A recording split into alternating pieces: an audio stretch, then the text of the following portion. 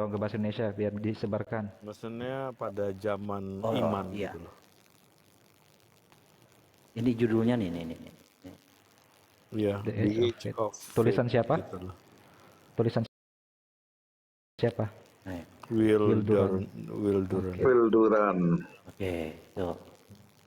Coba kita halaman 8 ya. Mereka lagi konsili ini lagi mendengarkan kita. Tuh Malikil udah bongkar-bongkar sejarah gereja. Nggak tahu malu dia. Iya memang kalau sejarah jahat kenapa ditutup? Anda disebut ini nih Pak. Malikil, Anda disebut melacurkan iman katanya. Mulai karena iman saya bukan Malik itu Tritunggal. kerja sama sama Muslim katanya untuk dapat makan. Malikil cuma Jangan-jangan jawab Bang Ali EGP. nih yang bayarin Malikil jadi kayak gini ya. Malikil Tuh Bang cuma jawab Ali ya, EGP. ini salah Emang mau nih. pikirin. Nih. Sesama Makanya kan- Kristen, sesama Kristen saling membinasakan. Slaughter. Saling menyembelih itu. Iya, saling membinasakan lah, jangan dibilang menyembelih. Probably more Christian was Iya. slaughter by Slaughter itu menyembelih, lebih pas artinya. Iya, iya kan? Sesama Kristen. Saling memenggal. Iya, jadi ini Kristen, bukan Kristen yang percaya Yesus Bapa loh. Ini sesama Kristen ini Arius dan Athanasius itu saling membinasakan.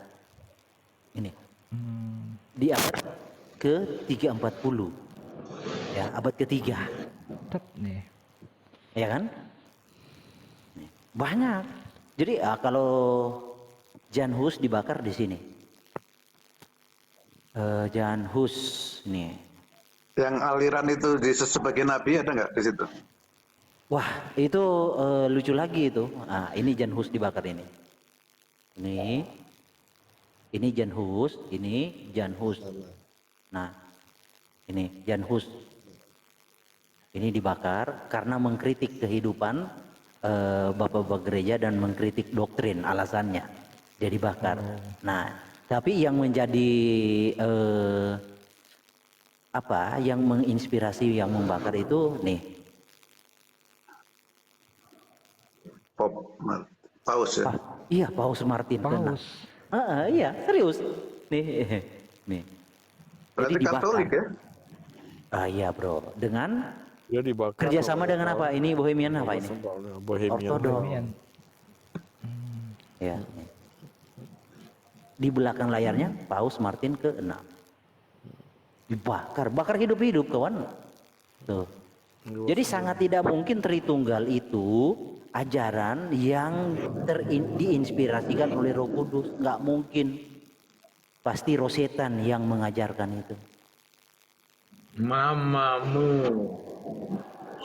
Ya kita bicara jujur, bukan artinya kita ini ya, bukan. Kita apa adanya saja. Karena memang Tritunggal itu bukan produk dari Tuhan. Bukan produk Alkitab. Iya, bukan produk Tuhan. Produk Tuhan itu mengasihi sesama, bukan menghilangkan nyawa. Dan banyak lagi. Bro Malikil, ntar saya DM ya. Ya, oke. Minta semua itu. Siap. Kasih aja nomor telegramnya Bang Ali. 5 menit kemudian terima aja buku-bukunya. Oke. Mau sekarang? Mumpung saya lagi buka yang satu lagi nih. Boleh dong. Oke. Iya lewat Telegram bisa ya. Enak ya. Jangan WA. Boleh WA dong itu berat bukunya. untuk ngirim Boleh ya. ngirim file gede itu Berat kalau WA Telegram aja ya. Iya, Bang Deddy ntar saya DM. Boleh kirim ke Bang Ali, nanti aku minta ke Bang Ali. Iya. Bang Ali Jadi kasih lah nomor Telegramnya, nanti jadi aku gini, Bro. DM Oke. minta. Teman-teman, jadi bagi kita, katakannya iya jika iya, katakan tidak jika iya. Tidak. Karena di luar itu berasal daripada si jahat, Si tetan. si setan. Gitu loh. Betul. Saya aja kaget. Yang dikatakan Malikil ini adalah suatu kebenaran. Kalau memang ada kebenaran seperti itu, katakan kebenaran, nggak perlu tutupi. Kalau di Indonesia, Tritunggal itu masih terlihat suci dan kudus. Tapi kalau di Barat, udah nggak ada. Udah telanjang. Di Indonesia saja Tritunggal itu kelihatan suci dan kudus. Karena disembunyikan sejarahnya. Yang memicu konsili Nikea itu kan karena Bono yang membonoi itu. Bro, aku kabur dulu, bro. Oh, kabur. Yang memicu konsili Nikea itu kan antara Athanasius dan Arius saling membonoe kan. Itu yang memicu konsili Nikea 325. Nah, tetapi lucunya konsili Nikea, hasil konsili Nikea 325 dianulir di dalam konsili Sinode Tirus pertama, tepatnya 10 tahun setelah konsili Nikea. Itu namanya Sinode Tirus pertama. Nah, di situ hasilnya terbalik. Athanasius dibidatkan, Arius dibenarkan. Tuh, bayangkan tuh. Itu muatan Bang politik, Ali nggak dia mungkin nggak bisa itu tuntunan bersama. Tuhan. Iya kan? Jadi secara akal sehat itu nggak mungkin si konsili itu dituntun oleh Tuhan, nggak mungkin. Bagaimana mungkin Apa aja tuh sesuatu isinya? Isi Jadi- hasil konsili Nikea itu apa intinya? Konsili Nikea itu kan menyatakan doktrin Arius, Athanasius, ya, yang dimenangkan Tunggal. Athanasius. Itu di konsili 325. Nah, 10 tahun kemudian 335 tahun 335 itu di konsili Sinode Tirus pertama, Athanasius dibidatkan, Arius yang benar.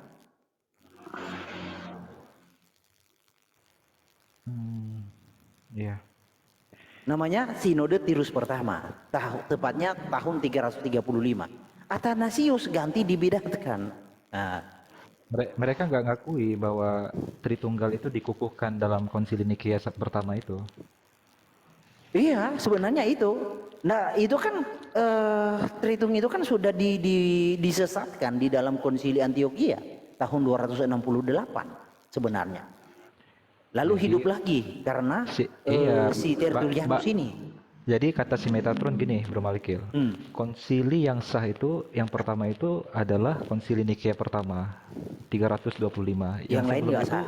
nggak sah, hanya konsili kecil, konsili internal, rapat internal, tidak diwakili oleh mayoritas atau perwakilan yang bisa dikatakan sebagai pemilik suara untuk menentukan sikap gitu. Kata si Metatron dan teman-temannya. Nah, Kayak itu pas. mereka nggak tahu. Sebenarnya doktrin Tritunggal itu asalnya memang dari pagan, ya. Itu made in Plato, ya. Jadi Plato yang merumuskan rumusan itu. Lalu oleh Plato diadopsi oleh Valentinus. Nah, Valentinus di abad kedua itu sudah dinyatakan agnostik, ajaran sesat. Nah, Valentinus mengajarkan itu. Lucunya oleh Tertullianus diadopsi. Makanya rumusan tentang doktrin Valentinus, Bapa tidak mungkin tidak mungkin dilahirkan. Itu kata Valentinus di dalam rumusan doktrinnya. Valentinus itu di abad kedua, dia sudah heresis itu, sesat. Ya. Itu diadopsi oleh Tertullianus Tertullianus. Iya, Tertullianus diadopsi. Dan Jadi tunggu Bang Malikil. Bang Malikil berarti setuju bahwa Tritunggal yang mengatakan bahwa Tuhan yang esa memiliki 3 kepribadian adalah penyembahan kepada berhala, gitu. ya pagan itu kawan. Oh. Pagan. Yothe Vav Ehat. Aku coba jelaskan gini loh. Kalau bagiku ya, aku juga Trinitas ya. Tapi bagiku itu Allah itu adalah satu sosok roh gitu dalam kepercayaan saya. Roh yang punya gelar gitu loh. Gelarnya bisa dia bergelar Bapa, bergelar Anak, bergelar Roh Kudus gitu. Tapi dia Satu adalah ketinggalan. sosok, iya satu Malachasim. aja gitu loh. Satu ketinggalan Malachasim. Iya betul. Dia bukan konsep yang berbeda. Bagiku Trinitas itu seperti itu, gitu loh teman-teman. Ya, itu amandemen. Itu amandemen. Artinya ciptaan sendiri. Bukan Tapi dia rujukan bukan Bapak Gereja. berbeda. Dia nggak bisa katakan dia punya berbeda lagi, rohnya beda, pribadinya beda, enggak. Dia itu ada roh yang sama itu, Allah yang sama itu. Ya dalam konsep bergelarnya Bapak, disebut Bapak, dalam konsep dia dalam segala sumber. Sewaktu dia mengambil wujud nuzul inkarnasi sebagai manusia, dia dikenal bergelar anak manusia. Tapi Dan tidak dia- menghilangkan gelar bapaknya kan. Betul. Dia eksis dengan gelar anak, tanpa menghilangkan gelar Bapa. Betul, dia roh yang sama, Ya. dia adalah Allah yang sama itu gitu loh. Cuma dalam konsep posisi yang berbeda aja gitu loh, dalam situasi yang berbeda gitu. Gitu kan, Bro? Itu ada pertanyaan dari Bung Taruh. Adakah referensi yang jelas tentang Tritunggal itu adalah pagan? Lah, tadi baca aja referensinya. Nah, ini bukunya. Valentinus ya. Nih. Jadi kalau kita bicara full data ya, Valentinus itu di abad kedua nih. Itu yang diteruskan. Jadi Valentinus itu mengadopsi dari Plato. Plato itu pagan. Nah, diadopsi oleh Valentinus, dan Valentinus itu dinyatakan heresi, sudah sesat, pagan. Nah, lucunya Valentinus ini sudah dinyatakan sesat dan didukung oleh Konsili Nikea, Konsili Antioquia. Konsili Antioquia kan mengatakan Trinitas itu pagan, sesat. Lucunya oleh Tetanus diadopsi lagi. Nah, lalu di abad ketiga 325 diadopsi lagi. Nah, itu lucunya. Dan akhirnya menjadi mainstream. Ya. Ini Valentinus.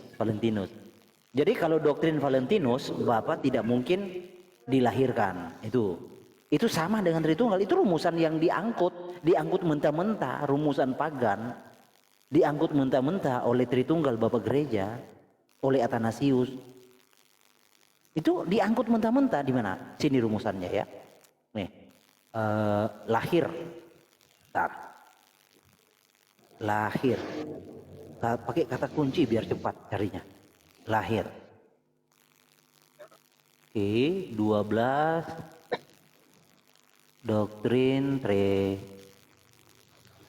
dia melahirkan roh, anak laki-laki, ayahnya, ini, bentar ya, saya gedein dikit, bentar. Saya gedein, lahir. Jadi Bapak itu di dalam doktrin ya, atau doktrin aja, doktrin Valentinus, doktrin Valentinus ya. Doktrin Valentinus. Mana dia? Sini. Doktrin Valentinus. Teologi. Nah. Nih. Teologi Valentinian. Valentinus dan para pengikutnya percaya bahwa Allah Bapa yang tertinggi tidak dapat dikandung. Nih. Jadi ini yang diangkut mentah-mentah oleh Tritunggal. Teologinya Valentinus, pagan. Gnostik benar. Nah, tidak dapat dikandung, tidak dapat dipahami, tidak dapat dilihat atau didengar. Iya kan? Benar kan? Begitu kan Tritunggal kan? Bro Cak Lontong, benar nggak? Iya, Bro. Iya kan. Tritunggal ori ya begitu. Kalau Calontong kan Tritunggal KW. Bisa lama-lama sini gua ada. Ya tema ntar Calontong. Itu. Ada pertanyaannya Bang Moto tuh tentang konsili Chalcedon yang menganatema teologi monofisit itu, Her. Gimana itu, Her? Ya, teologi monofisit. Jadi teologi monofisit bukan Jesus only. Teologi monofisit, jadi kemanusiaan itu diserap keilahian. Kita tidak menganut monofisit, kawan. Iya. Salah, iya. Kita tidak menganut monofisit, enggak. Monofisit itu kan terbagi dua, yang dinamis, ya ada dua kan itu monofisit, ada dua. Ya, jadi satu kepura-puraan, satunya diserap. Ya beda. Jadi apa yang tertulis di Alkitab Jesus only tidak pernah dirumuskan oleh Bapak Gereja manapun, nggak ada. Hanya ada di dalam Alkitab, nggak ada. Praxeas pun menyimpang rumusannya, tidak seperti Jesus only. Ada kepura-puraan di dalam kedagingan itu, itu nggak kena itu. Tuh, kalau Praxeas menyimpangnya di mana? Kepura-puraan, ada kepura-puraan kan Praxeas itu terbagi dua, Bro. Nah, modalistis dinamis ya. Sama modalistis sama dinamis. Ya. Terbagi dua. Menyimpang. Yang benar ya kata Alkitab. Kata Yudas 1 ayat 4, kata Yesus akulah dia, ya kan? Itu benar.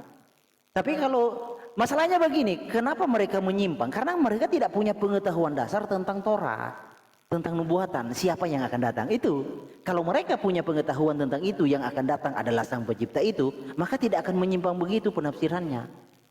Yesaya 63:16 Nah, itu kan jelas gitu. jadi Malikil ikut konsep Alkitab, bro. Jadi sebenarnya kalau tentang Tuhan di kekristenan itu bukan konsep lagi karena sudah real. Ya, konsep itu sesuatu rumusan yang belum terrealisasi atau suatu kerangka belum terrealisasi, itu konsep. Kalau di dalam kekristenan Tuhan itu bukan konsep lagi karena sudah real, nyata. Jadi itu ya bukti bahwa Trinitas itu adalah pagan yang diangkut dari Plato dan diadopsi oleh Valentinus dan diadopsi lagi, ini estafetnya. Jadi Plato, lalu Valentinus, lalu Tertullianus, lalu Athanasius, itu sama. Jadi dari Plato demikian diangkut mentah-mentah oleh Valentinus, sama diangkut lagi oleh Tertullianus, Tertullianus, lalu diangkut lagi oleh Athanasius, sama. Jadi bahwa Bapa yang tertinggi tidak dapat dikandung, tidak dapat dipahami, dan tidak dapat dilihat atau didengar. Itulah Tritunggal sekarang, adalah pagan. Lanjut. Oke, saya mau tanya ke Bang Aldo dong. Dalam pengajaran Syriak gimana Bang? Kristen Ortodoks Syriak?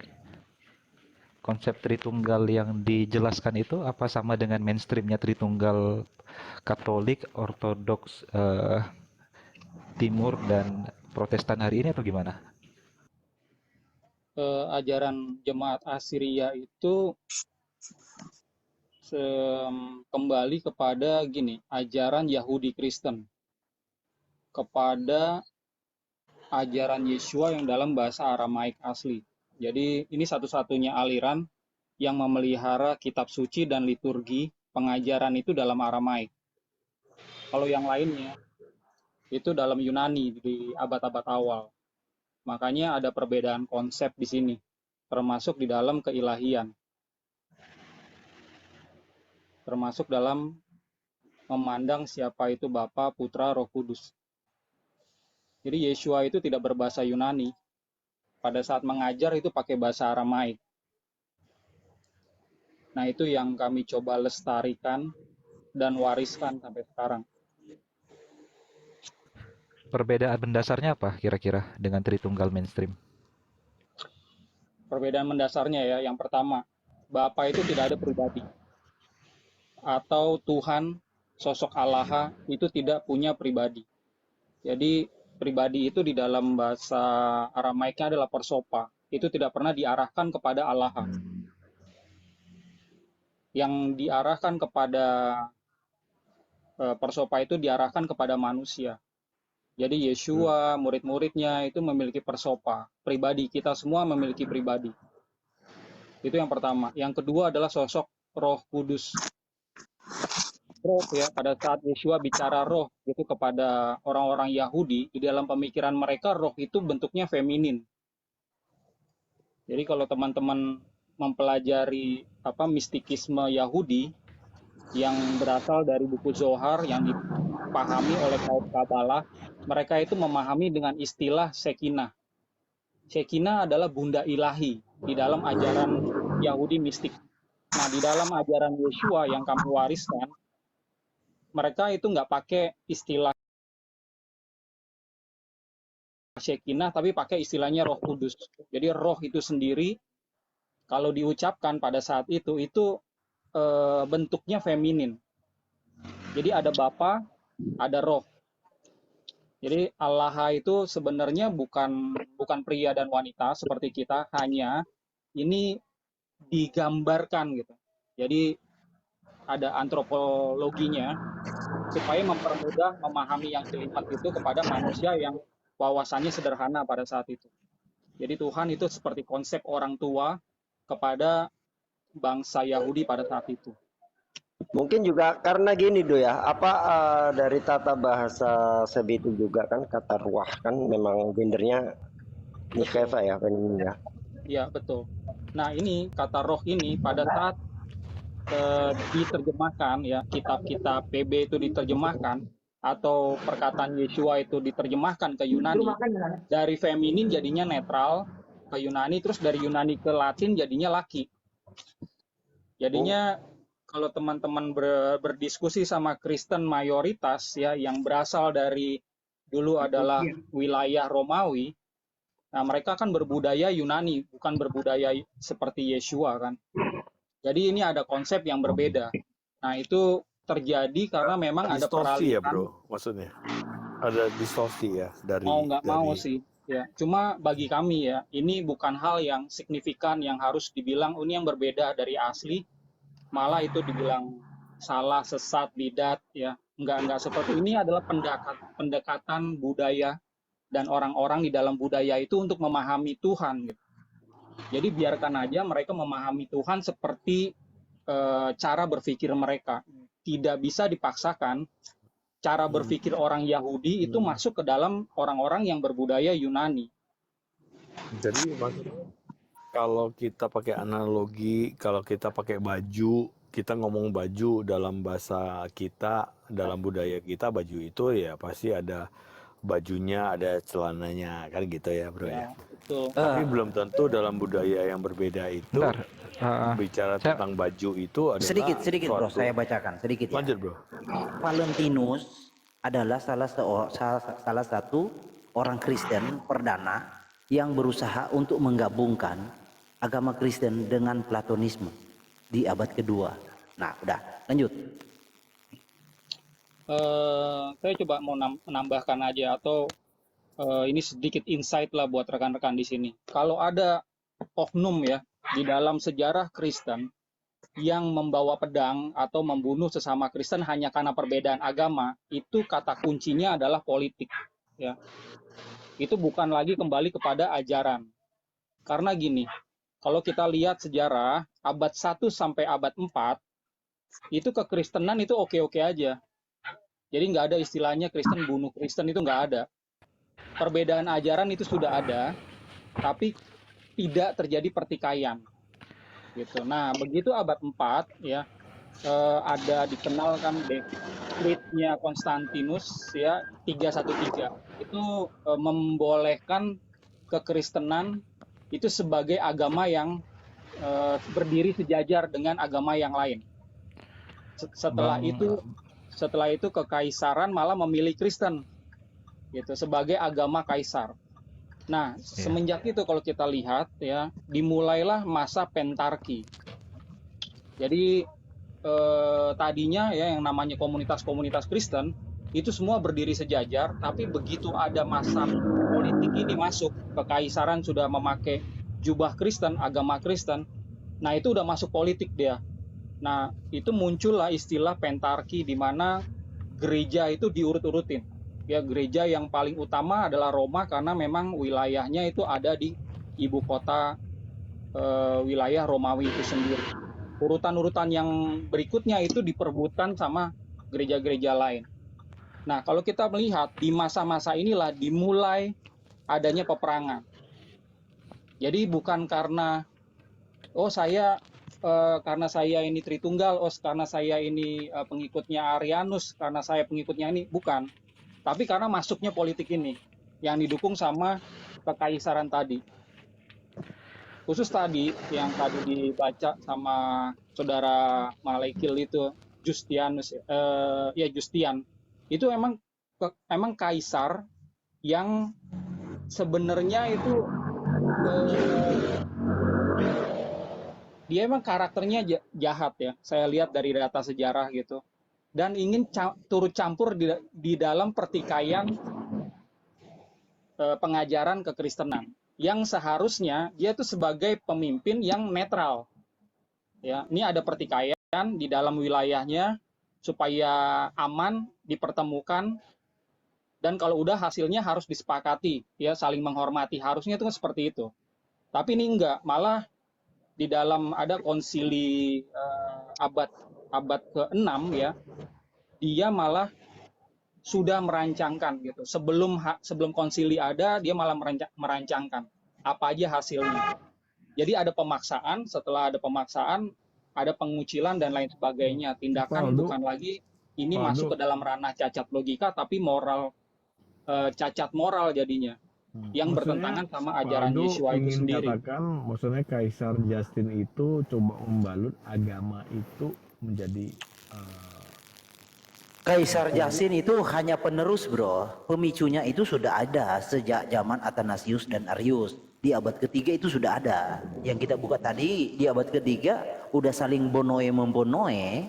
Jadi Justin itu penerus dari spirit Athanasius. jadi maksudnya yang Kaisar ini ingin membalut suatu agama yang di Iya, karena dia sudah melihat peluang. Dengan peluang itu untuk dia bisa kekuasaan, kan? melebarkan sayapnya, itu loh. Ya. Jadi untuk kekuasaan, ya. mulainya si Konstantin memilih Kristen di abad 4 ya, masuknya politik itu karena dia tuh ngelihat gini. Pada saat perang ya, dia itu bisa menang bisa kalah. Nah, dia membutuhkan tentara yang berani mati supaya dia itu bisa menang di medan peperangan. Dan dia melihat orang-orang Kristen ini berani mati gitu untuk imannya. Makanya dia pura-pura Dia gunakan Kristen itu sebagai suatu balutan agama untuk kekuasaan, kan gitu kan? Tuh. Iya, betul. Cak, Ini saya baca itu di bawah. Biarpun Malikil pakai data, tapi datanya bisa dibongkar kepalsuannya, data palsu katanya. Iya. Bang Aldo, tadi Bang Aldo bilang dalam Assyria yang hanya Bapa yang tidak memiliki pribadi. Yesus pribadi maksudnya. Enggak, Bapa, Putra, Roh Kudus ya. Keilahian itu satu kesatuan. Ya, itu tidak memiliki pribadi. Jadi kalau kita memandangnya itu sebagai knume. Knume itu aspek sudut pandang. Jadi kalau lihat rumah gitu, lihat dari atas, samping sama depan, itu kan beda-beda. Tapi rumahnya sama. Nah, itu cara pandang kami dalam melihat keilahian. Jadi artinya gini loh bro, artinya serigala yang nyerupa domba juga dikatakan domba kan bro pada waktu itu. Bisa nggak bro? Padahal ya serigala, tapi dia menyamar sebagai domba. Mirip dengan modalistis tuh ya. Jadi kalau masalah keilahian ya, itu sudah Maksudnya demi kekuasaan, demi posisi kuasa dan sebagainya. Bisa aja domba itu juga menyamar. Maksud calon tong apa? Maksudnya Bapak gereja maksudnya. saya lagi menjelaskan Bang Ali ini tentang konsep keilahian yang Yeshua utarakan. Jadi sebelum ada bapak-bapak gereja, sebelum masuknya kepolitikan di dalam sejarah gereja. Nah, kita harus perhatikan Yeshua itu tidak berbahasa Yunani pada saat dia mengajar. Sebagai contoh ya, yang menjelaskan keilahian pada saat dia bicara di Markus 12 ayat 29. Dia bilang Shema Israel Maria Allahan Maria Kathu. Yang bisa menjelaskan satu persatu kata ini itu adalah jemaat Assyria. Yang lainnya dia akan tanya kepada jemaat Assyria, ini ngomongannya apa sih artinya kata per kata ini, termasuk kata kat. Di dalam bahasa Ibraninya ekat. Jadi ya pada saat saya menjelaskan pasti ada perbedaan nih. Karena kebanyakan nggak memahami atau tidak belajar Aramaik Inggris ya. Itu di kamusnya ada sebenarnya. Nah, yang dipelajari adalah perkataan bapak-bapak gereja pada saat mereka ini sudah menerima kitab-kitab di dalam Yunani. Gitu. Nah, di dalam penulisan itu saya pikir sih oke-oke aja ya. Kalau Injil ini dituliskan ke dalam berbagai bahasa, cuma kita harus paham pada saat diterjemahkan pasti ada makna yang tidak terserap secara utuh. Itu pasti. Makanya saya kembali kepada ajaran yang asalnya ya, yang memang berbudaya Yahudi Kristen di awal.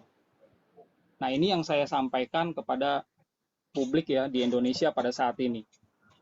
Jadi kalau kita bicara kembali lagi tadi ya, kata kat, ekat gitu. Mereka yang tidak mempelajari bahasa Aramaik Inggris, mereka akan memilih ya melihat kamus Yunani ke Inggris itu seperti apa. Padahal kalau kita perhatikan ya ada banyak istilah di dalam Aramaik, begitu diterjemahkan ke Yunani itu udah beda. Apalagi begitu Yunani diterjemahkan ke Inggris. Jadi antara yang Inggris sama yang Aramaiknya ini udah beda. Nah, kata cut ya, cut di dalam Aramaik itu ada dua makna. Satu dan each one.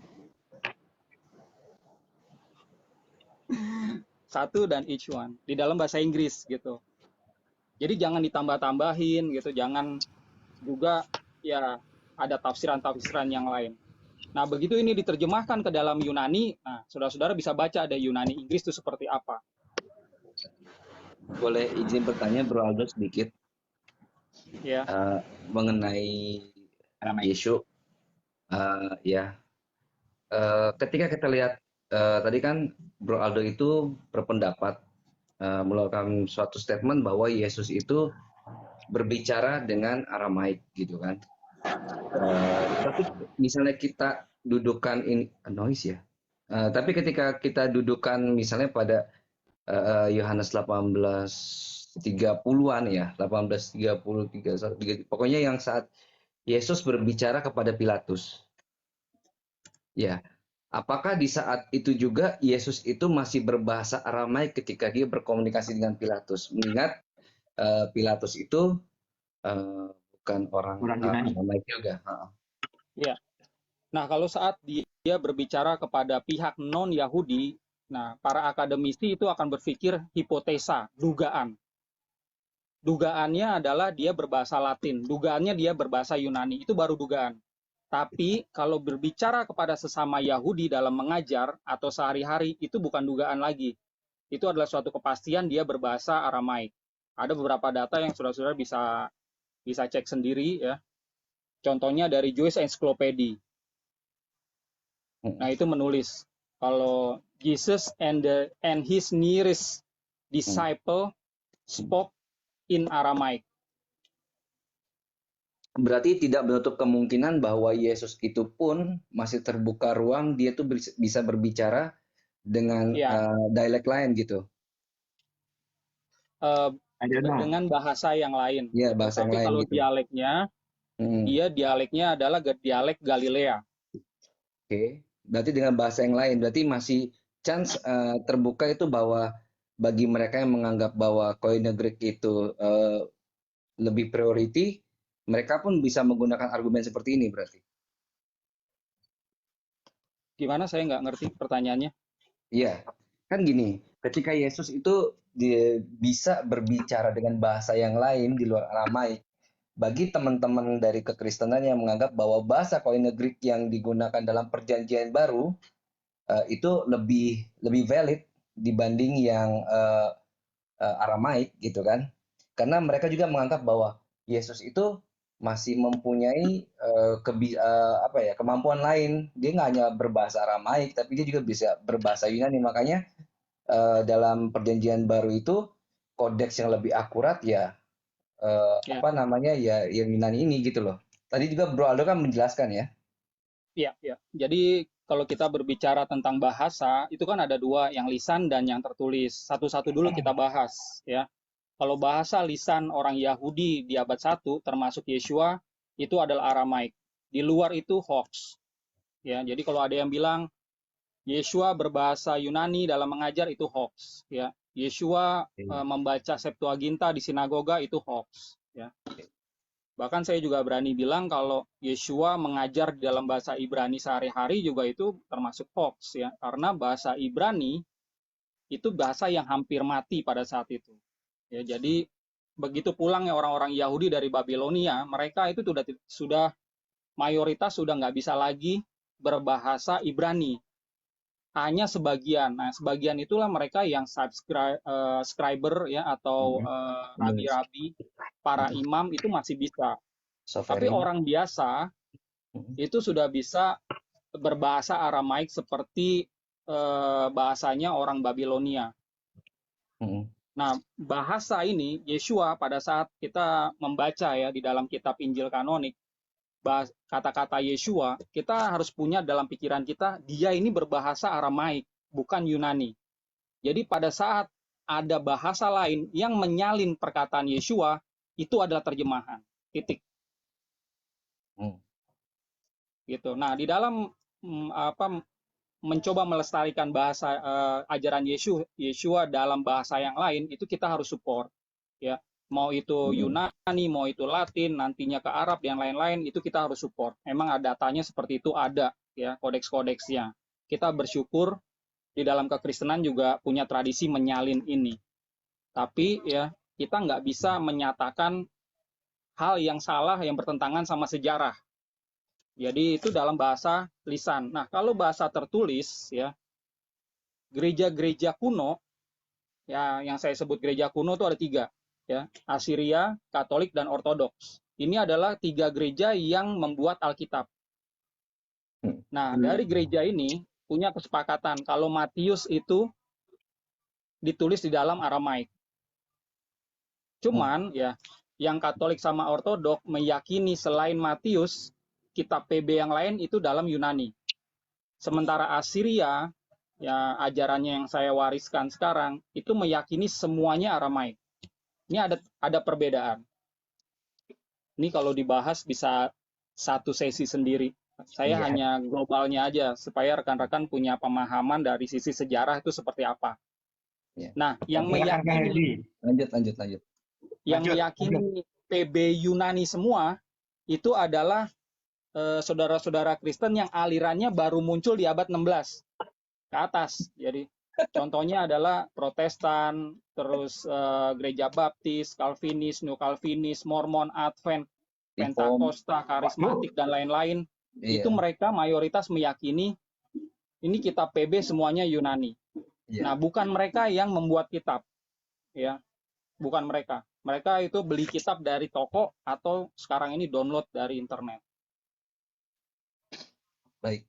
Berarti tetap masih ada chance ya bahwa Yesus itu bisa berbahasa Greek ya, Bro Aldo ya. Saya sendiri sih di ajaran Asiria meyakini kalau dia itu bisa berbahasa yang lain selain Aramaik. Tapi masalah manuskripnya memang yang lain berarti hanya mentranslate ya dari Aramaik harusnya. Kalau saya lihat gini loh bro, kan Yesus tuh lahir pada timeline-nya. Kita bicara timeline Yesus. Bang Ca bisa dikencengin nggak suaranya, agak jauh suaranya. Oke. Jadi maksudnya timeline-nya Yesus kan, Yesus tuh lahir pada zaman siapa gitu, timeline-nya. Jadi dia lahir itu sewaktu penguasaan Yunani kepada Israel itu kan. Dia lahir ibaratnya gini, analoginya dia lahir pada zaman Belanda. Ya, maksudnya ada sosok dia lahir daripada zaman Belanda, nggak mungkin dia nggak tahu tentang bahasa Belanda itu, karena dia lahir pada waktu penguasaan Belanda, kira-kira gitu loh kalau saya bawa. Maksudnya bilingual ya? Iya. Jadi Yesus yang lahir itu pada zaman berapa? 3 atau 6 sebelum Masehi itu, pada waktu itu kan Israel atau Yerusalem kan dikuasai oleh Greek gitu, Yunani, yang sudah sebelumnya gitu, Hellenistic. Karena dia Galilea. Nah, jadi dari kecilnya sampai dewasanya dia, pasti dia hidup dalam lingkungan penjajahan atau linguistik. Kalau berbicara Galilea kan campuran itu bro. Galilea itu berbicara campuran, jadi ada macam bahasa di situ. Iya, udah tercampur kayak ya, saya katakan seperti kayak orang-orang nenek-nenek kita dalam zaman Belanda gitu loh. Lahirnya zaman penjajahan Belanda, pasti mereka bisa berbahasa Belanda. Sekolahnya juga sekolah Belanda. Gitu. Iya. Ya kan? Jadi kita nggak bisa bilang langsung Yesus ini tidak bisa bahasa. Oh salah, Tuhan Yesus bisa bahasa semua bro. Betul. Iya. Karena saya nggak bilang gitu. Saya nggak bilang Yesus nggak bisa berbahasa. Contoh kasusnya ya. Contoh kasus Markus 7. Markus 7 ayat 26 kan dikatakan perempuan itu seorang Yunani bangsa Siro-Fenisia yang bercakap-cakap dengan Tuhan Yesus. Itu contoh kasus loh. dan ada banyak lagi. Artinya dalam ranah ritual tentu bahasanya bahasa resmi Hebrew, karena teks-teks di situ memang saya kurang sepakat. Tuhan Yesus itu membaca Septuaginta, saya nggak sepakat. Yang dibaca adalah tentang bahasa Hebrew, ya. Itu ya. Jadi dalam ranah ibadah memang yang dibaca ya teks Hebrew. Dalam interaksi ya kadang Aramaik, kadang Hebrew, kadang Yunani. Tergantung kondisi situasi dengan siapa ya dia bercakap-cakap gitu loh. Iya, makanya tadi Latin pun bisa.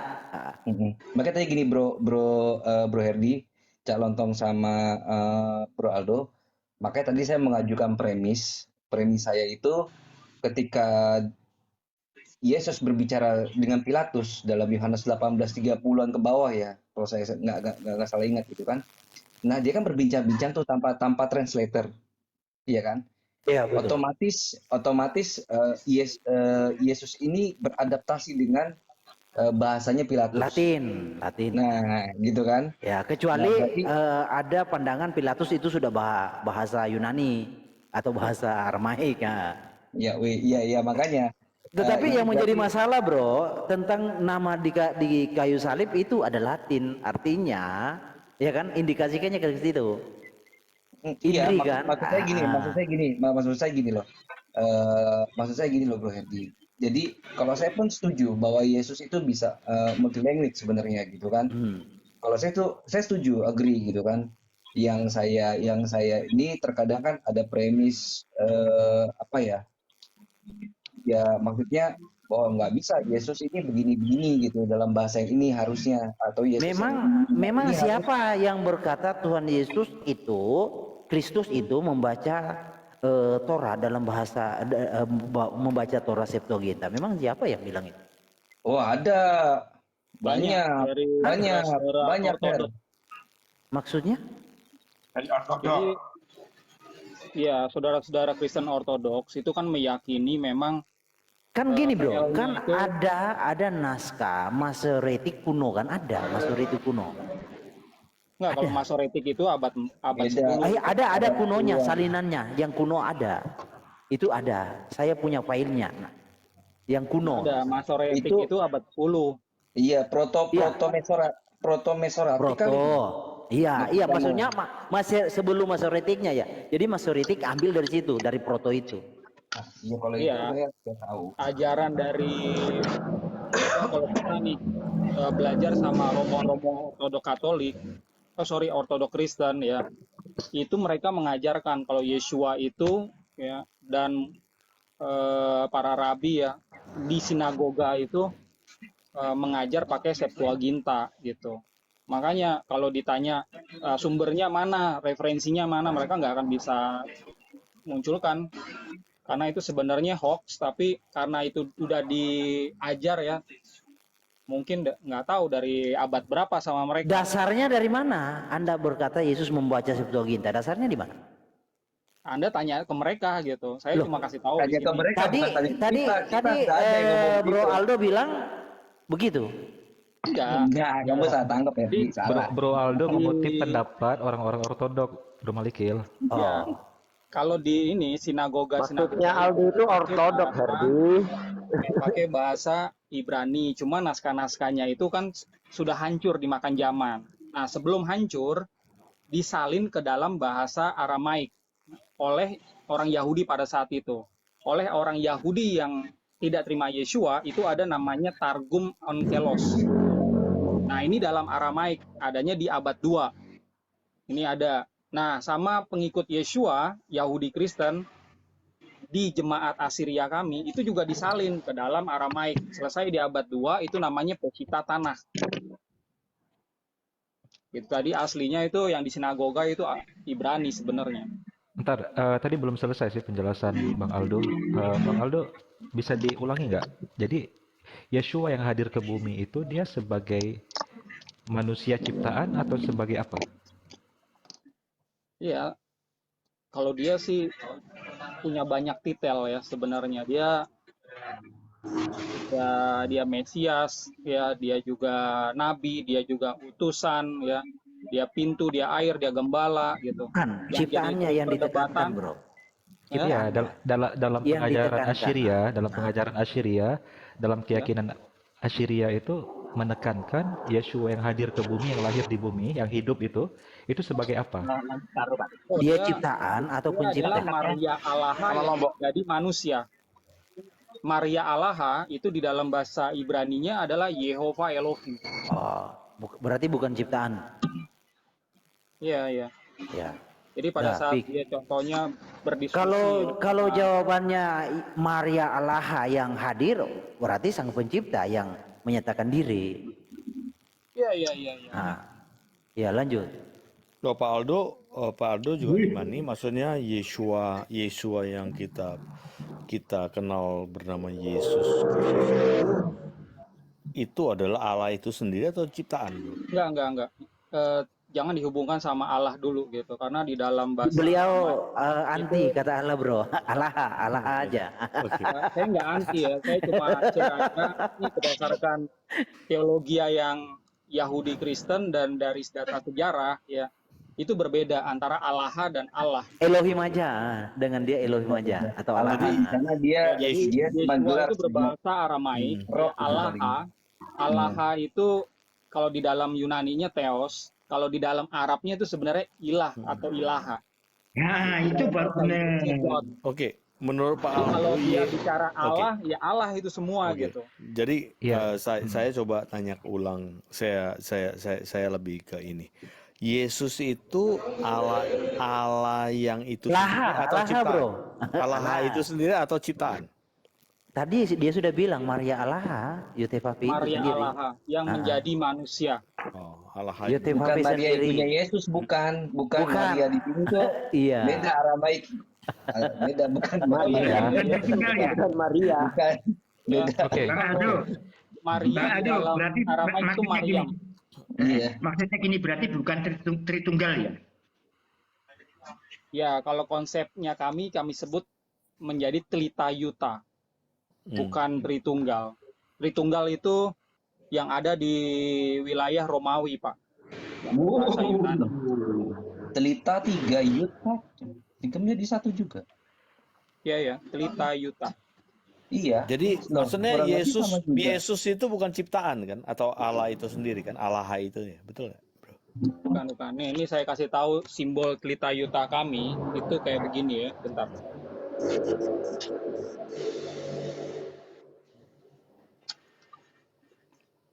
Nah, ini dia. Ini Yod. Nggak kelihatan, Bro Aldo, ketutup itu. Mana gak kelihatan tutup itu, Bro Aldo? Oke. Ini Yod ya. Hmm. Ini adalah He. Hmm. Ya, ini Yah. Yah. Yah Hmm. atau Yah. Yod He. Nah, ini ada 3 di atas adalah aspek bukan pribadi. Bapa, Putra, Roh. Terus ini 1 di bawah yang menjadi satu manusia nih. Nah, ini kalau mau bicara tentang keilahian, ini simbolnya ini di awal. Ini bagi jemaat Yahudi Kristen ya. Beda sama kalau yang di bawah, yang di Romawi, itu mereka menyimbolkannya langsung pada salib gitu.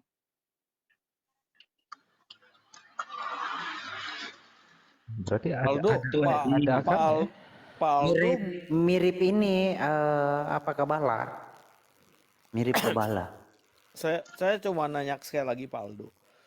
Kalau menurut Pak Aldo, Yesus itu adalah Allah itu sendiri atau bukan? Alaha. Iya, jangan dibilang Allah ya, karena Yeshua ini adalah sosok manusia. Ah, Ya, Sosok Allah manusia. itu di dalam budaya Yahudi nggak kelihatan. Jadi pada saat dia datang gitu mengajar, itu nggak dipanggil Allah. Kalau di dalam terjemahan LAI itu salah.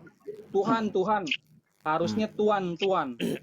Jadi Ya, dia disebut bagi anda Yesus itu adalah Allah itu sendiri atau bukan, atau sosok yang lain? Jangan di framing ke ke ajaran Kristen Bukan, yang bukan lain. di framing. Calontong belum ketemu diksinya yang pas. Makanya Gini, gini, Sosoknya gini, belum gini. ketemu nih. Cak, dia tidak mengimani tentang Allah. Jadi tanya Tuhan aja, apakah Yesus itu Tuhan, itu aja. Kalau Iya, Yesus udah, masih Tuhan, bro. Agak kalau pakai suku Tuhan, bapak gitu loh. Gini, kalau Tuhan gini, itu gini cara aja. tanyanya. Pakai Gini cara suku bapak tanyanya. gitu. Biar Muslim yang tanya, biar Muslim yang tanya. Bang Atau aku Aldo, tanya gini, Bang Aldo, nggak apa-apa, calontong, calontong, biar saya wakilkan, Oke, Cak. lanjut bro. Oke, Bang Aldo, ketika Yesus mati di salib, itu manusianya yang mati merasakan kematian atau dia sebagai Tuhan yang mati? ya manusianya, manusianya. Berarti bukan Tuhan yang mati. Nggak ada di dalam ajaran tertulis kitab suci Aramaik maupun Yunani Tuhan mati itu nggak ada. Itu hanya ada di dalam bahasa Indonesia. Nah, Oke. makanya LAI ini jangan dipakai sebagai referensi yang utama di dalam kita belajar ajaran Yesua. Ngaco itu. Oke. Jadi Tuhan itu kan gelar, kan? Benar? Iya, betul. Oke. Jadi gelar itu buat Yesus kan? Iya. Oke. Jadi ibaratnya begini, ibaratnya siapa ya, presiden yang sudah meninggal, Soeharto. Ketika Soeharto meninggal, dikatakan presiden meninggal, masuk akal nggak? Masuk? Masuk. Nah, ketika Yesus adalah Tuhan, dikatakan Tuhan meninggal, kenapa tidak masuk akal? Ini Anda tanya ke saya atau ke yang lain? Iya. Ke Ya, kamu. kalau di dalam ajaran kami ya, Tuhan itu nggak pernah mati gitu. Allah Oke. sekali lagi, Allah itu adalah the source ya, dia sumber Oke. kehidupan. Berarti ada dua Nggak esensi pernah dong. mati sedetik Iya. pun nggak pernah mati. Ada dua Dia nggak Tuhan dong. kelihatan. Bukan dia dua Tuhan. Ini jatuhnya kepada dua natur ini jatuhnya. Iya, dua esensi. Konseling Warnanya berarti Anda Nestorian, Bro. Benar? Orang bilang kami itu Nestorian. Oh iya. Oke, kalau Nestorian benar. Ya emang disebutnya gitu. Iya, kalau Nestorian ya benar, yang mati, ya Nestorian itu mirip-mirip Tritunggal, yang meninggal itu adalah kemanusiaannya, bukan keilahiannya. Itu Nestorian dengan Tritunggal mirip. Bedanya kalau Nestorian itu tidak mengakui Theotokos.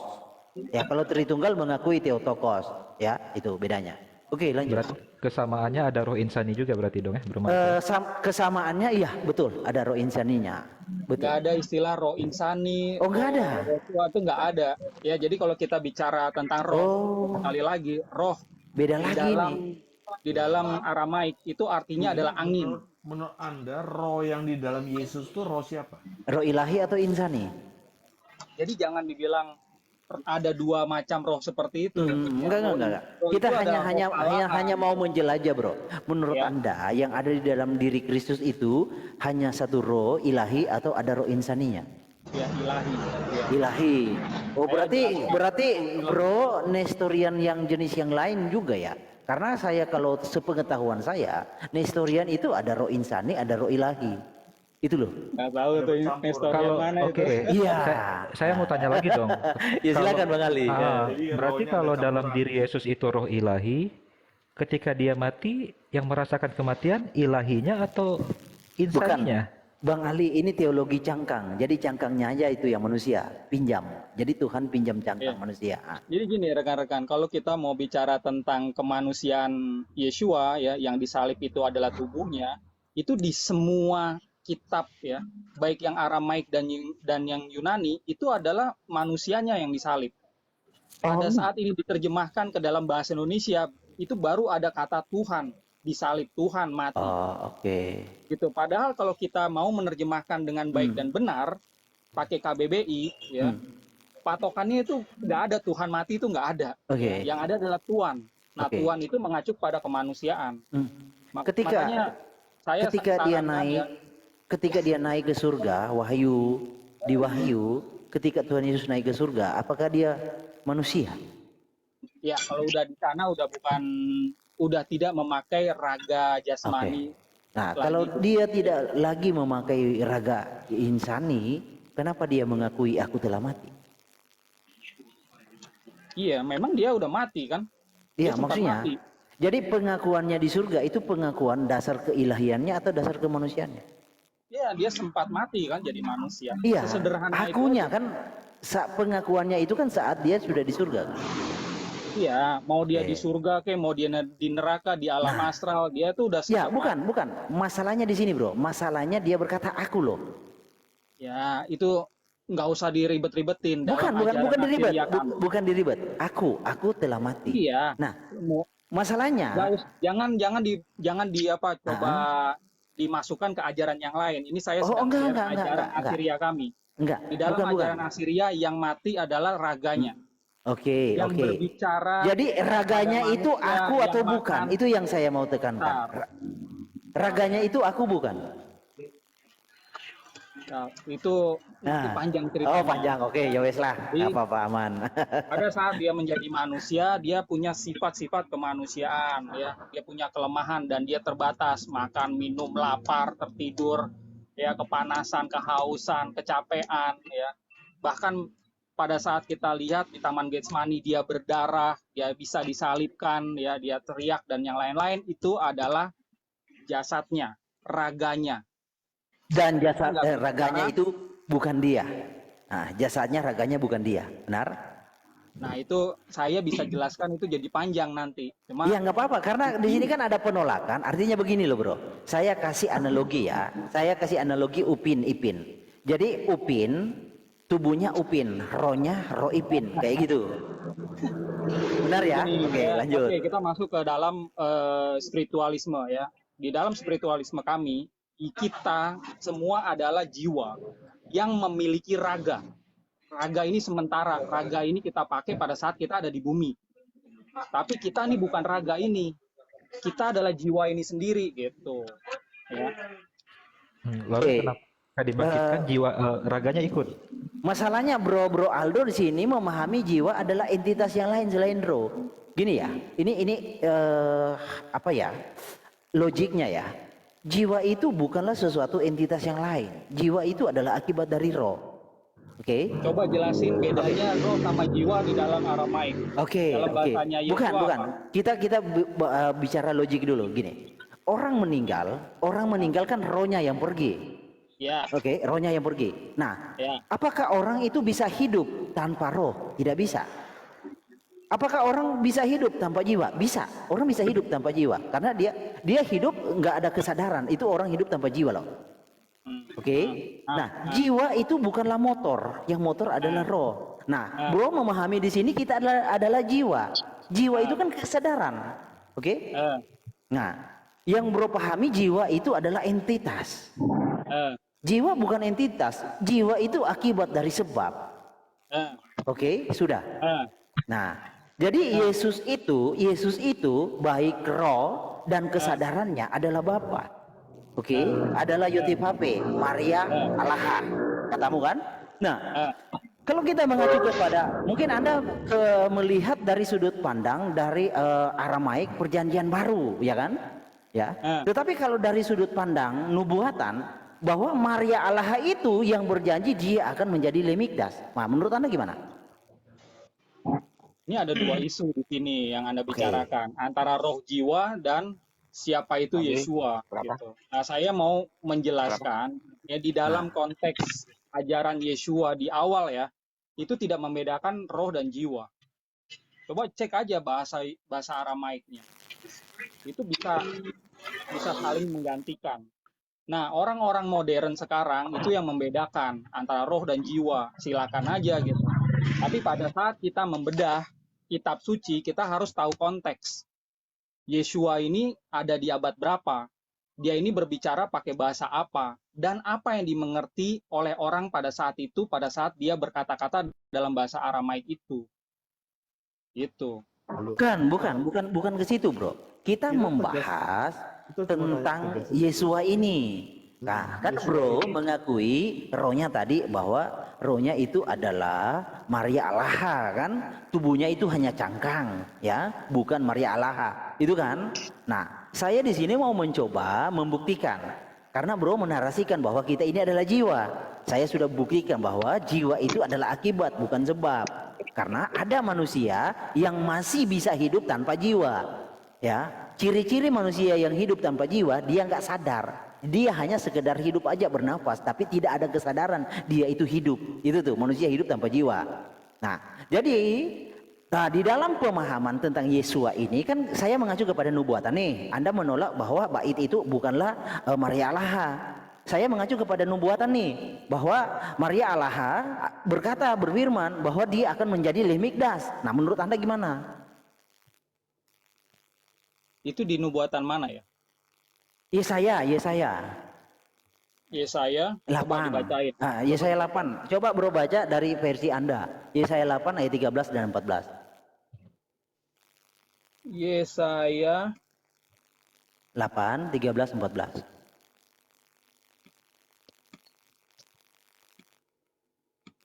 saya baca yang lain dulu deh. Pakai Aramaiknya aja. Nggak lama kalau pakai lama. Aramaik itu nanti bicara PB.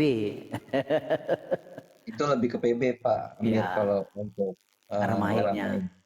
Yesaya 8 ya, Ya, ayat 13. dan 14.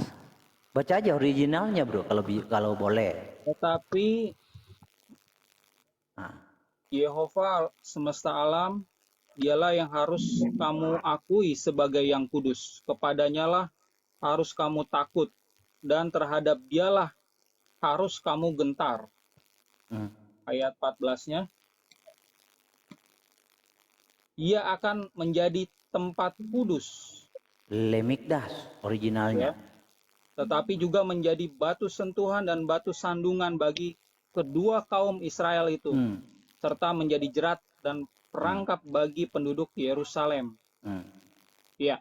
Nah, sekarang bro tersandung dengan bait itu. Gimana menurut Anda? Oke, jadi gini ya, ini dalam teologi kami mengajarkan kalau Yeshua ini adalah sang bait suci itu sendiri. Makanya dia itu tidak bilang kalau bait suci yang ada di Yerusalem ya itu memang harus berdiri terus. Jadi dia menubuatkan kan di kitab Injil di Matius kalau ini akan hancur nih.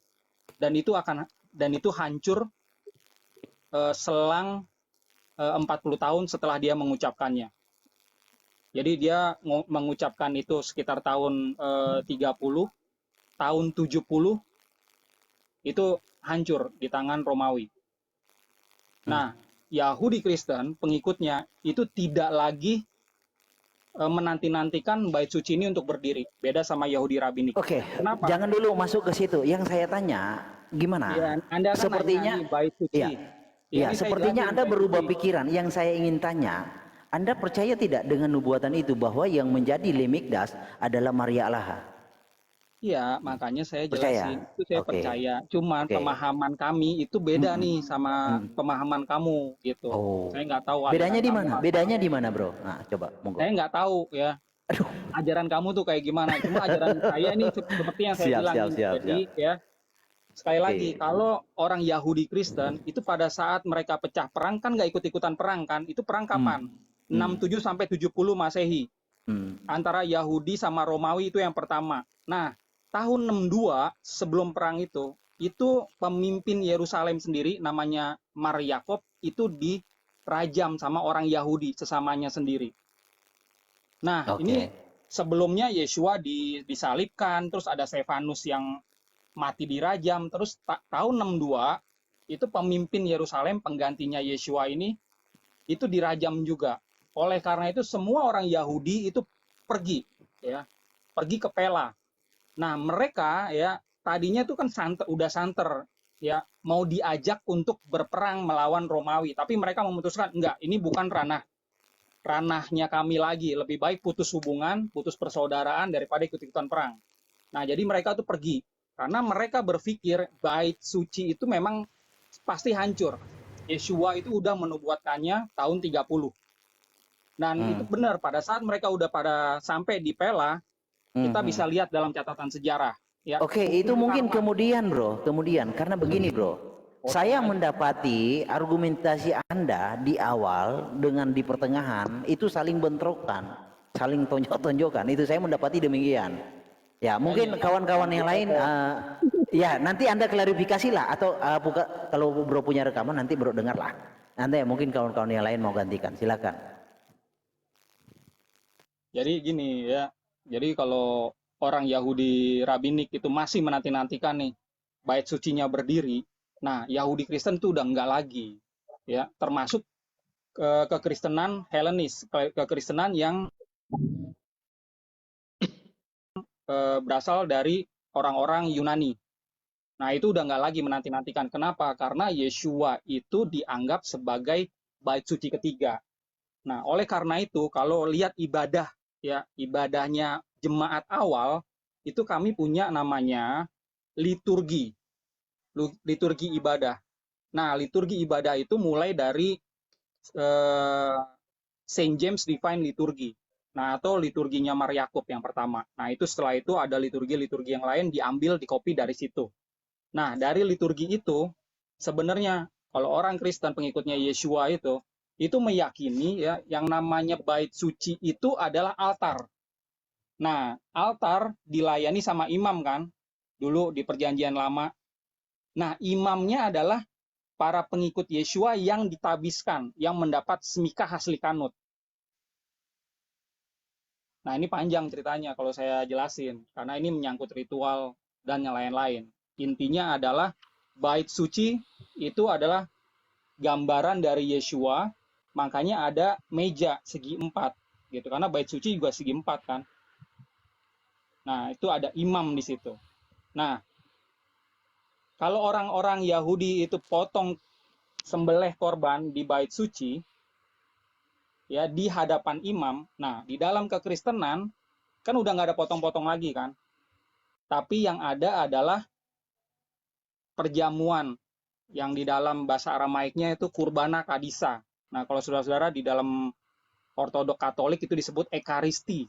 Nah, itu adalah penggantian dari sembelih-sembelih hewan gitu. Karena itu adalah kurban. Istilahnya itu udah nggak usah lagi berkurban, ini sebagai gantinya. Ya, anggur dan roti. Anggur dan roti itu dasar pengajarannya dari mana? Dari kaum Qumran, Eseni. Nah, panjang nih kalau saya cerita. Panjang bro, esensinya aja. Yang penting bro sudah mengakui bahwa Kristus itu adalah bait suci dan dia adalah Maria Allaha. Itu udah selesai itu sebenarnya. Ya, Lanjut Bang Ali.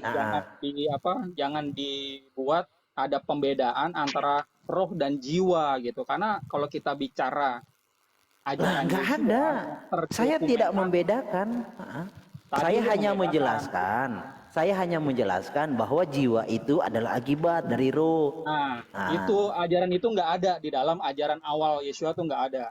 Oke. Dicari di mana nggak ada. Oke. Saya mengacu dari Yesaya 42 ayat 1 kalau bro ingin. Coba Pak Amir, taruh saya di layar besar. Gini. Jadi jiwa itu bukanlah apa? Gimana Pak Amir? Gini.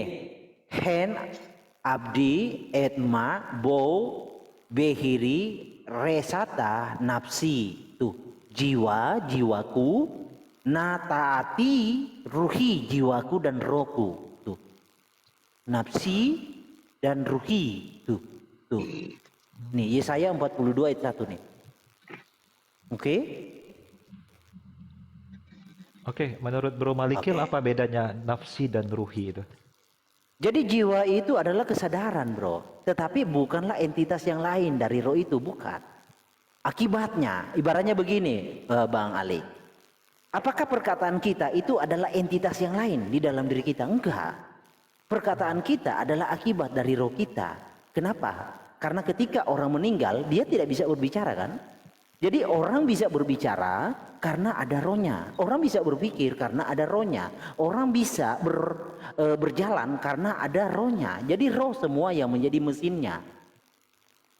Jiwa itu adalah kesadaran akibat dari roh itu loh. Oke? Ini saya mau sampaikan ke saudara-saudara Muslim ya. Satu ayat kalau dikasih ke 10 rohaniawan Kristen itu bisa 10 makna loh. Kenapa? Karena semua merasa berhak untuk menafsir. Sama nih, saya nggak melarang atau saya Ya, tidak menyalahkan ya tafsiran artinya saudara kita itu. bergemara dalam hal baik. Oke, lanjut. Iya, iya, Oke, gitu. oke. Berarti pertanyaan yang sama saya mau tanya ke Bang Aldo. Itu kan memang ada dua kata yang berbeda, ada nafsi dan ruhi. Apa perbedaannya, Bang Ya, Aldo? nafsi itu kalau di dalam pemikiran Yahudi pada saat itu adalah nafas gitu.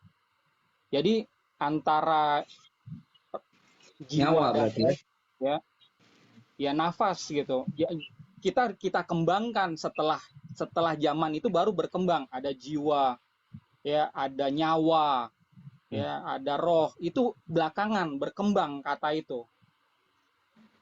Awal-awalnya itu sederhana. Pokoknya ada ya raga sama yang kasat ini yang disebut roh ini gitu. Hmm.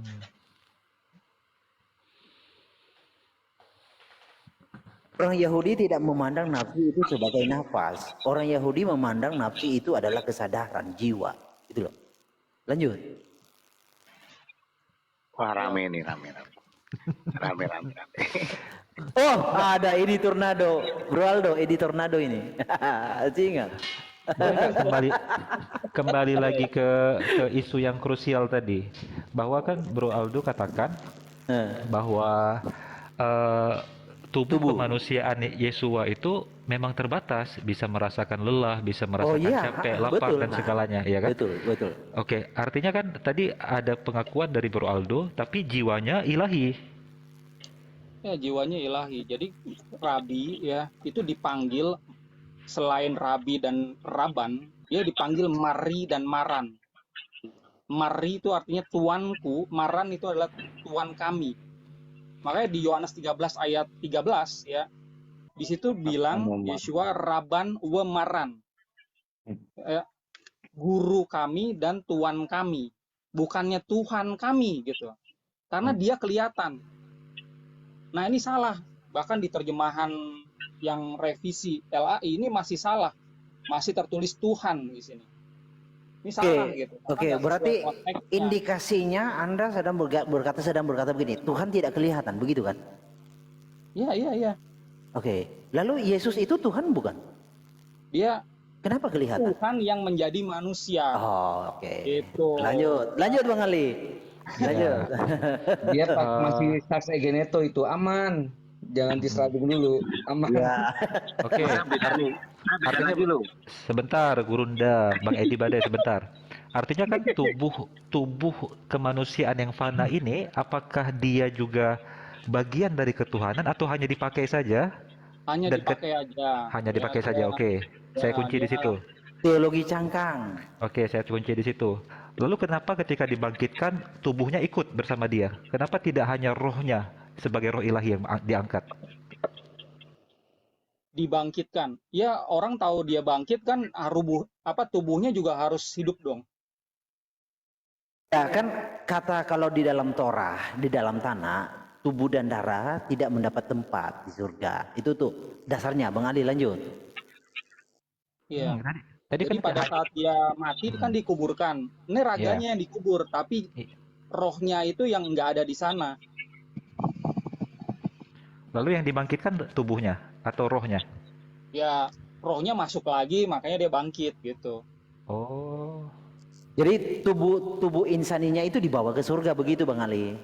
Iya. Bang Ali lambat ini terima nangkapnya. Kagak. Itu Masa tubuh Maliki, itu kamu dibawa ke jangan surga? nambah-nambahin Malikil. Enggak. Terus? Terus? Ya. Tablek kan Nah, juga dia. dalam Itu tubuh ajaran kemuliaan. Itu tubuh Oh, tubuh kemuliaan. kemuliaan. Iya. Oke. Oh, jadi tubuh kemuliaan, bukan tubuh insani yang dibawa. Enggak, gini, Bang Aldo. lanjut. Nanti sama saya, Malikil. Logika Bagianmu saya sama ya. gua. Oke, sebentar, Bang Edi boleh jawab juga. Saat dia hidup, itu dikatakan tubuh insani. Tapi begitu dia sudah wafat, 3 hari dikubur, rohnya datang kembali kok tiba-tiba jadi tubuh kemuliaan. Iya, ya itulah pembedanya gitu loh. Itu tubuhnya lagi setelah dia bangkit. Itu cuma istilah aja, cuma raga ya raganya dia gitu. Pada saat Artinya dia naik, ya, begini Bang kita Ali, jangan potong artinya tubuh insani itu diubah menjadi tubuh kemuliaan, begitu Bang Ali. Lanjut. Oh, Jadi di dalam teologi kami sebenarnya ya tubuhnya itu ya tubuh yang lama itu cuma ya pulih gitu kan. Udah nggak bopeng-bopeng karena dicambuk dan disalibkan, enggak. Tapi dia udah pulih, dia bangkit gitu. Nah, Tuh, orang memaknai itu pada zaman sebagai Thomas tidak percaya kan masih ada lubangnya, Bro. Gimana sih? Lanjut ya Bang Ali. lubang itu doang. Tapi yang lainnya kan dia dicambuk sampai 39 kali kan bopeng-bopeng gitu, udah kangkat gitu kan, darah kemana-mana itu. Nggak ada dicambuk di wajah, Bro, nggak ada. Ada yo. Aduh. Di mana? Di mana Ya, perlu ayatnya? ditulis Di mana? gitu 39 Ayatnya di kali mana? gitu. Sampai wajahnya itu Dicambuk di wajah di mana ayatnya? Ayo. Ya, Menurut Pak Aldo, nggak ada, Wajahnya. nggak ada tulisannya, cuma 39 kali dicambuk. Ya itu Ya, oke. kita Jadi manusianya, kalau masih asumsi gitu. jangan dulu dibawa. Kita kan di sini gelar kata. Lanjut Bang Ali. Saya nggak asumsi. Itu wajah, itu kepalanya kan dikasih mahkota duri. Otomatis kan blaret kena mahkota duri. Paling itu kamu di bawah saya, jangan ketawa lo, habis ini tak gua bantai. Bukan, Sini. kan tidak ada petunjuk. Nggak usah kasar-kasar. Mahkota Nggak itu perlu dipakaikan. kasar-kasar, nggak perlu kasar-kasar di sini. Dipentungin, kagak pernah dipentungin kawan. Wajahnya kan dikasih mahkota duri tuh. Lah iya kan hanya ditaruh begitu, nggak mungkin lecet ya. Kok Bang Edi Badai gampang emosian sekarang Bang Edi Badai? Loh. jadi menurut Sebentar Bang Edi, ini kan lagi diinterogasi nih. Lanjut Bang Ali. Enggak. Jadi Enggak, maksudnya saya Bang kalau Aldo, sama orang yang maksudnya gini loh, menurut Bang Aldo tuh semua yang luka-luka enggak, saya nggak itu emosi. Saya sama luka-luka. orang yang Maksudnya, sok tahu. sebentar Pak Gurunda, menurut Bang Aldo, luka-luka yang semuanya itu semua langsung hilang, cuma tinggal disisain, cuma tinggal bekas pakunya aja. Dan tumbak, ini disisain. Nah. Gitu Ya aja. itu masih asumsi sih kawan. Ya itu masih asumsi. Oke, Bang Aldo, Ya, ada kalau nggak nggak ayat? asumsi nanti kita naik ini ya, mesin waktu kita ke sana. Boleh kita bro. kumpul Kapan gitu ya. janjian? Bang Aldo bisa nggak bantu saya tunjukkan ayat untuk membedakan tubuh insaninya dan tubuh yang dia dibangkitkan itu? Dasarnya apa? Di ayat ya. Saya mesti cek ayat. Saya cari dulu nih kalau gitu.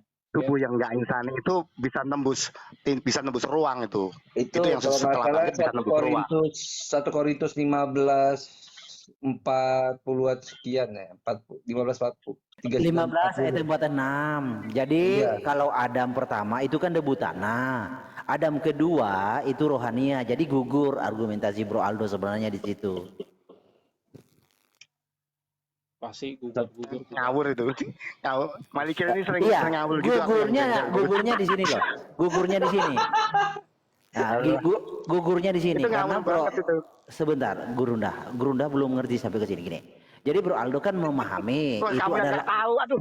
Kamu tuh di bentar. video gua banting-banting kok di sini sombong. Ya habis ini. Oke, lanjut. Iya, nggak apa-apa, Bang Edi santai. ini? Apa sih Bang Edi ini? Iya, nggak ngerti juga saya. Jadi gini, kalau di dalam 1 Korintus 15 ayat 46 dan 47 dengan pemahaman Bro Aldo itu adalah teologi cangkang, tentu teologi cangkang itu kan insani. Oke. Nah, di situ tidak menjelaskan insani. Justru di situ adalah ilahi, gitu loh. Itu yang saya bilang gugur argumentasi teologi cangkang gitu. Dan tadi kan sudah kita sepakati bahwa yang menjadi lemikdas, yang menjadi bait kan Maria Allah kan. Itu masalahnya itu yang Bro ucapan di awal dengan ucapan yang di tengah itu saling tonjok-tonjokkan yang tidak Bro Aldo sadari, itu yang masalah sebenarnya. Saya tuh baru tahu ya ada pengajaran kayak begini tuh dari dirimu gitu. Oke. Makanya. Yang mananya, Bro? Yang mananya? Oke, tapi gini, saya tanya ke Bro Malikir juga, kalau memang tubuhnya itu dari awal telah dinyatakan sebagai tubuh ilahi, artinya sejak kapan tubuh tersebut menyadari bahwa dirinya ilahi? Apakah sejak detak pertama jantung dalam rahim atau gimana? Gini, kan kalau di Saya nambah dikit. silakan. Dalam Lukas 24 itu, para murid yang berjalan di Emmaus itu kenapa nggak mengenal diri itu gitu loh? Artinya ada sosok yang lain lagi gitu loh. Bukan. Kalau dikatakan dia cuma cangkang, cuma hanya beberapa cangkang, maksudnya cangkangnya kan nggak berbeda kan gitu bro. Iya. Tapi dalam Lukas 24 yang perjalanan murid ke Emmaus itu, ya dalam perjalanan mereka nggak mengenal dia dalam kebangkitannya. Iya. Iya kan? Jadi artinya bagaimana tubuh ini gitu loh sampai nggak dikenali sama muridnya. Apakah dia menjadi sosok yang lain atau bagaimana? Enggak. Silakan. Ini yang Bro bertanya kepada siapa? Pak Aldo, Bro. Oh. Sebentar, Bang Ali tadi tanya apa ke saya, Bang Ali? Oke, kan kalau dalam pernyataan Bang Malikil bahwa Yeshua ini adalah ruh ilahi dan bersamaan dengan tubuh ilahi. Iya, jadi gini, ini tentang inkarne. Jadi tubuh Oke, itu, iya. Oke. ya ini tentang inkarne. Tubuh itu adalah inkarne dari roh itu. Jadi roh yang ilahi itu, ya yang disebut Maria Alaha. Maria Alaha itu kan eksistensinya roh, ruah. Nah, ruah itu yang inkarne menjadi terlihat, yang menjadi daging, itu loh. Oke. Artinya kan dalam hukum biologi yang sangat baku bahwa setiap tubuh itu kan berkembang. Oke. Mulai dari fase rahim, fase dilahirkan, benih lah. Oke, dari benih lah kita katakan. Kesadaran logosnya itu sejak kapan? Kesadaran logos maksudnya menyadari dia itu logos atau apakah sejak awal dia sudah memang? Iya, tidak gini. Jadi Bang Ali begini, tidak ada di dalam pemahaman Alkitab Yesus itu pernah off jadi Allah, jadi Allah, Elohim. Tidak ada dalam Alkitab pengajaran Yesus Kristus pernah off jadi Elohim, pernah off jadi Adonai, pernah off jadi Avenu. Enggak ada. Dia lahir di dalam rahim, ya, Ruah Hakodes, membentuk janin, lalu lahir menjadi bayi. Tetap dia itu adalah Elohim, tetap dia Adonai, tetap dia adalah Avenu. Tidak ada fase pensiun atau fase off, tidak ada. On terus. Sampai dia mati pun dia tetap on, nggak ada fase off. Artinya walaupun dia terikat hukum alam sebagai tubuh kemanusiaan, betul. Makan. Jadi Anda kan pasti menggiring begini. Berarti Elohim makan, ya. Elohim minum, ya. Elohim tidur, ya. Poinnya semua. Ketika Anda menanyakan sesuatu yang bukan berbasis dosa, ya pasti itu ada dasarnya dalam Alkitab. Bisa dijawab. Artinya kan tegas mengatakan sejak awal memang dia sudah Tuhan, Bang Aldo. Iya, karena kan di dalam Lukas 2 ayat 10, ya hari ini telah lahir bagimu Kristus Tuhan di kota Daud. Ya. Aduh, jangan pakai lai. Enggak apa-apa. Saya juga punya. Bukan, saya punya Hebrew juga, Bro. Nah, untuk Brit Kadasa ya, untuk perjanjian baru saya punya Hebrew. Jadi sama, Adonai juga. Jadi di dalam Lukas 2 itu Adonai, bukan Adon ya. Oke, lanjut. Iya, bahkan dia sudah dinubuatkan dalam Yesaya 95 itu. Telah lahir bagimu seorang. Saya kapan nih? Kalau mau lebih tegasnya sini nih. Nih. Mesias itu adalah Yotefafe ini tegasnya. Jadi Mesias itu kan berbicara adalah bait kan. Nih. Ini Lukas 2 ayat 26. Mesia Yotefafe. Tuh. Ini Lukas 2 ayat 26. Kalau terjemahan Indonesia tentu ngawur. Ya. Enggak cocok. Nih, ini Hebrunya. Terjemahan Indonesia-nya apa, Bro Malikil? Aduh, kacau, Bro. Coba kita lihat ya. Lukas 2 nomor berapa, Herdi? 26. Terjemahannya bergeser jauh, bergeser hampir 1 kuintal, Mawet, Besarem, Yir'et, Mesia, Hashem. Ya, Hashem. Habis ini saya ya. Bentar dulu, nih. Dan kepadanya telah dinyatakan oleh Roh Kudus bahwa ia tidak akan mati sebelum ia melihat Mesias, yaitu dia yang diurapi Hashem. Nah, bergeser kan? Jadi Mesias itu diurapi Hashem. Padahal di dalam originalnya, Hebrunya, Mesias itu adalah Hashem. Tuh, itu bedanya. Jadi bergeser maknanya. Jadi seolah-olah Mesias itu diurapi Hashem. Tapi nggak masalah sih. Buat orang mengerti nggak masalah. Tapi kalau buat orang yang nggak mengerti, jadi menjadi 2 oknum di sini. Ya, lanjut. Ini dalam bahasa Aramaiknya nih. Ya, coba Bro. Saya juga lagi ngecek nih. Kalau Aramaiknya apa, Bro? Coba. Monggo ditampilkan. Coba besarin Pak Amir punya Bang Aldo. Iya. Kita uji satu-satu per teks ya. Naskah awal itu yang ada adalah Aramaik dan Yunani. Kalau naskah PB Ibrani itu baru ada mulai abad 16. Dan yang Ibrani modern Abad sekarang 16. ini, ya abad 16 itu baru ada. Terus kalau yang belakangan-belakangan, abad 19, abad 20, 21 ya, itu diterjemahkan dari Pesita kami yang berbahasa Aramaik ini. Nah ini Lukas 2 ayat 11.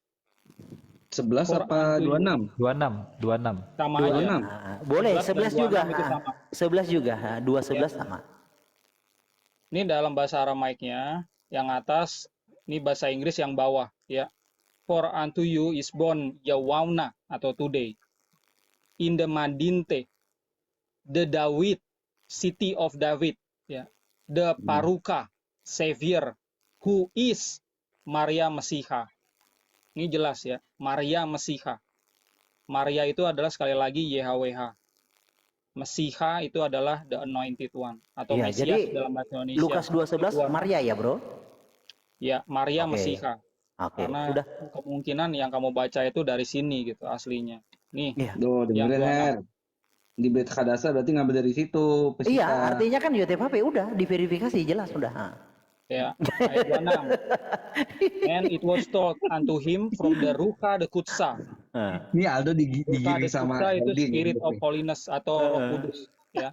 That he wouldn't see Lu jahat, Jangan Ber. jangan begitulah, until Bro he Moto. would see Lu jahat, Ber. Ika the Maria. Nah, ini Nah, beda. Maria juga kan? Nah, udah terus game over. Udah. Belum. Silakan, Bro Edi Badai, apa argumentasimu? Monggo, silakan. Kamu bawa teks apa? Oke, Babilonia? saya nggak baru. Oke, sip, sip. Apa yang Saya kamu mau tanya bawa? aja. Saya mau ngomong dulu ya. Gini, Oh. jadi Bro Malikil ini luar biasa. Dia itu memakai kata ehad. Jadi sebenarnya Bro Malikil ini sama Muslim sama. Tuhan itu tauhid, ya kan.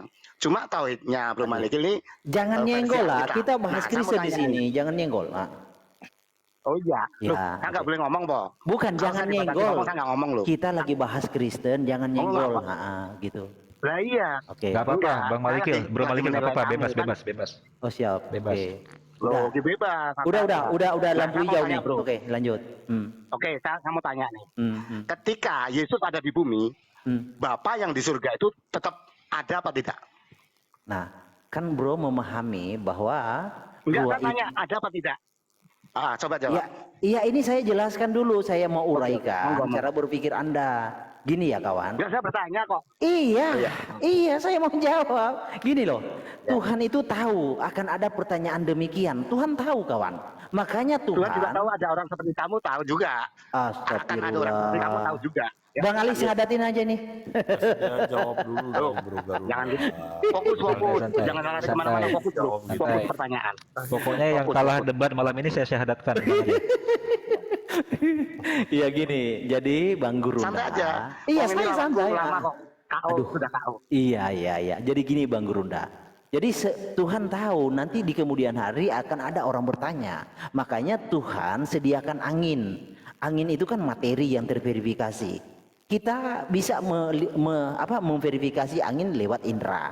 Nah, ketika angin yang kita bisa verifikasi dengan indera peraba, kita masukkan dalam suatu wadah, apakah angin di luar berkurang?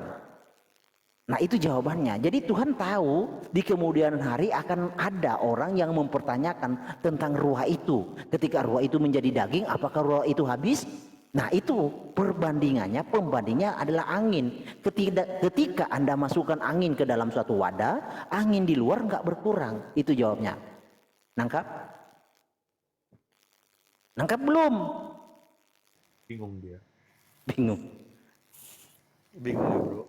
Gini, itu tidak sesuai dengan pertanyaan saya. Pertanyaan saya gini, Oh, apakah nggak sampai. ketika yang menurutmu Bapak itu menjadi Yesus, Bapak nggak ada jadi Yesus atau Bapak tetap seperti semula ada? Itu Pertanyaan saya Bang begitu. Malikil Kan tadi. sudah dijawab tadi. Gimana sih? Angin dimasukin ke dalam balon atau mengurangin angin itu Berarti enggak? Apa Oke, apa? berarti gini, berarti Bapak ada, Yesus ada kan? Dia kan bilang, roh kan melangkupi semua. Berarti Iya. Bapak tetap ada, Yesus ada gitu. Ya anggaplah begitu. Oke, terus maunya Ya. gimana? Terus? Ya nggak? Iya terus gimana? Oke, Pertanyaannya. oke. Nah, Hmm. berarti Yesus Hmm. kan karena kalau Bapak ada, berarti Yesus benar-benar berdoa pada Bapak. Itu benar berarti. Oke. Sip. Ah. Berarti kamu sip. Terus? Bener kan? Berarti Yesus Iya, itu iya, iya. berdoa kepada Bapa. Monolog. Ada Terus? Yesus di bumi, Iya, Yesus berdoa berdoa pada pada rohnya. pada Allahnya. Ya, rohnya. Yesus manusia, bukan Terus? Bapa yang di surga. Yesus sebagai manusia berdoa kepada Tuhannya, Bapa yang di surga. Oke. Bro Edi Tornado, Anda dikasih kehormatan bertanya. Coba teratur pertanyaannya, kawan. Lanjut. Oke, pertanyaan saya tak ulang ya. Apakah ketika Yesus di bumi, Bapa itu tetap ajak sebagai Allah di sana, dan Yesus yang sebagai manusia itu menyembah Bapa yang di surga? Itu pertanyaan. Sebenarnya saya sudah jawab. Mungkin bro nggak nangkap jawaban saya. Mungkin Cak Lontong mau bantu jawab, bro? Anggap saja saya nggak nyangkap. Ya, silakan Cak Lontong. Udah dijawab tadi loh. Dan berarti kan Anda bilang ada Yesus, ada Bapa toh. Yesus yang manusia, dia menyembah Bapa yang Tuhan yang di surga. Oke. Jadi Bro Malikil tadi menganalogikan tentang angin. Angin itu kamu masukkan ke dalam wadah. Misalnya wadahnya balon nih. Kamu kurung angin itu dalam balon. Apakah mengurangi nggak tentang angin itu? Jawab Malikil tadi itu jangan jelas itu. Artinya apa? Bapak itu Iya, hadir. makanya dia tidak bisa dibatasi. Tapi Jadi kenapa dalam arti Malikil? gini, Kenapa? sebentar, Bro. Oke. Dia nggak bisa dibatasi meskipun dia dalam wujud inkarnasi dalam Betul, itu aku dia setuju. tetap Dia hetero omnipresent kok. Omnipresent. Nggak ada yang bisa Hetero omnipresent membatasi itu dia. namanya. Tapi, oke. Tapi satu sisi Malikil bilang, ketika Yesus berdoa kepada Bapa, Bapa itu hanya kiasan. Nah ini yang lucu. Dia abu-abu dia. Oh, maksudnya Bro Edi Badai ketika Yesus sebagai manusia berdoa kepada Bapa itu berdoa kepada siapa, Cak Lontong? Gitu maksudnya. Oke, kan sudah dijawab tadi. Dia bilang Bapak itu kiasan. Bapak hanya kiasan, dia bilang. Itu teologi ngawur. Bukan, Bapak bukan kiasan, Bapak itu gelar. Bapak itu terangkan tak bisamu. Terangkan. Aduh, ini bro kacau sekali. Coba belajar sama Bro Aldo tuh, diskusinya santai. Lah yuk, kayak ini santai tuh. Aku tanya, bro, ketika Yesus berdoa, Bapak kan benar-benar ada tuh. Kamu bilang tadi, itu tidak terbatas. Nah itu kan berarti benar. Saya hanya bertanya satu saja. Saya hanya bertanya satu saja. Kamu pernah nggak bicara? Aduh. Anda belum jawab kok tanya. Masalahnya kamu nggak menangkap. Kelihatan kalah kan? Oh ya udah saya kalah. Oke, saya kalah. Bang Ali lanjut, saya kalah Bang Ali. Lanjut. Makanya ngaku aja. Saya mau tanya dong, boleh nggak? Saya punya pertanyaan yang mengenai tadi Lukas tuh. Boleh. Sama Bro Herdi sama Bro Aldo. Ke Gurunda dulu lah, Bang Moto. Ya, saya bantu tanya Bang Gurunda. Bang Malikil tadi mau bilang gini, apakah Bang Edi Badai pernah bicara untuk dirinya sendiri? Pernah bicara? Kalau saya berbicara pada diri sendiri. Pernah orang gila nggak pernah. Nggak pernah orang gila itu. Ya berarti bro itu nggak punya. Orang gila itu mah. Bukan, bro nggak punya insting loh. Orang yang punya insting itu pasti. Nah, ini hanya orang teknik yang mengerti. Kalau bukan orang teknik nggak ngerti. Ya anggap saja saya nggak punya insting. Saya itu ganteng bukan insting. Saya itu ganteng bukan insting lain. Jadi gitu. Saya nggak pernah ngomong sama diri sendiri. Ya, Bang Edi. Jadi maksud Bro Malikil dan Cak Lontong, ketika ada ayat yang menjelaskan Yesus berdoa kepada Bapa, itu Yesus sedang berbicara kepada dirinya sendiri. Nah, tadi dia ngomong Bapak tetap ada, di sisi lain dia bilang berarti Bapak nggak ada. Nah, itu namanya abu-abu. Dia kalahnya sama saya di situ, nggak jelas tuh. Bro Gurunda nggak ngerti. Ayo, coba gini. Pelan-pelan ya, coba saya jelaskan pelan-pelan. Gini ya, saya kan pakai analogi angin nih, ya. Jadi ketika sebentar, udah saya jelaskan yang sebenarnya. Sabar, Bang Edi, ganti-ganti sabar. Bang Edi. Iya. Jadi Allah itu roh, Elohim itu roh keberadaannya, ya. Elohim itu roh keberadaannya. Roh itu ketika dia inkarnasi, roh itu tidak berkurang. Jadi berbicara teologi tentang Tuhan, tentang roh, ya, bukan berbicara teologi bakpao. Ibaratnya 10 bakpao diambil 5 sisa 5. Tidak begitu.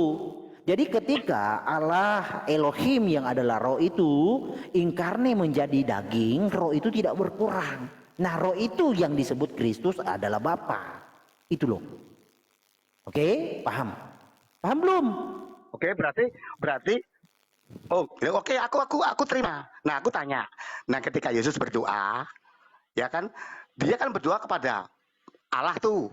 Itu satu. Yang kedua, kalau yang namanya Yesus itu sama dengan Bapa, Yesus itu dikatakan di Alkitab, Yesus itu taat sama Bapa sampai mati. Nah, saya tanya, kalau itu sama Bapa itu taat sama siapa?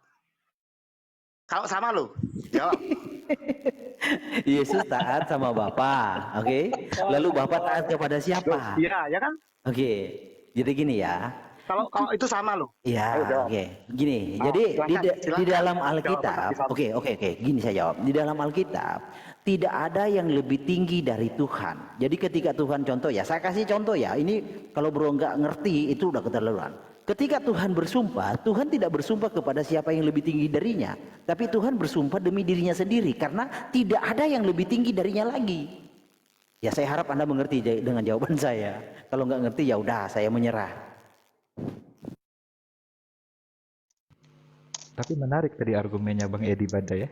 Apa tuh yang menarik? Yang mananya bro? Coba. Oke, ketika dia katakan Yesus menyatakan ketaatannya sampai mati kepada Bapa. Oh, oke. Jadi itu sangat mudah untuk menjawab karena tentang penggenapan nubuatan. Jadi di dalam petunjuk nubuatan ya, saya mengacu pertama dari sini ya. Lukas 24 ayat 44. Aku datang untuk menggenapi tentang semua yang tertulis tentang aku di dalam Taurat Musa, kitab para nabi dan kitab Mazmur. Nah, petunjuk nubuatannya apa? Mesias itu datang dalam konteks apa? Dalam hal apa? Dalam perihal apa? Dijelaskan. Dia datang sebagai apa? Sebagai guru, sebagai teladan, sebagai penebus. Itu. Jadi dia melakoni sesuai dengan apa yang dia nubuatkan. Jadi kalau kekristenan kaget dengan hal demikian, saya yakin 1000% dia tidak pernah baca nubuatannya. Makanya tidak tahu ketika Yesus tampil itu dia bertindak seperti apa, enggak tahu. Itu. Sekarang gini saudara muslim, buka coba Filipi 2 ayat 8 atau Bang Aldo. Buka Filipi 2 ayat 8. Nah, kita pelan-pelan. Pakai nosis ya. Filipi 2 ayat 8, Bapak. Ya, Filipi 2 ayat 8, Bang. Ya. Silakan. Filipi 2 ayat 8. Oke, sambil kita tunggu Filipi 2 ayat 8, berarti Bro Malikil termasuk rintihan dia ketika disalib terakhir kalinya itu memenuhi nubuatan juga ya? Iya, jelas kawan. Kan nubuatannya di dalam Sakaria 12 ayat 10. Bapa yang ditikam di sana, Yotefape. Ya, bisa. Bisa. Sakaria 12 ayat 10, bisa kita cek itu, Bro. Enggak, Filipi 2 ayat 8, jangan kemana-mana dulu. Oh, Filipi 2. Filipi 2 ayat 8. Mau saya buka sebentar. Iya, silakan. Baca. Tolong baca.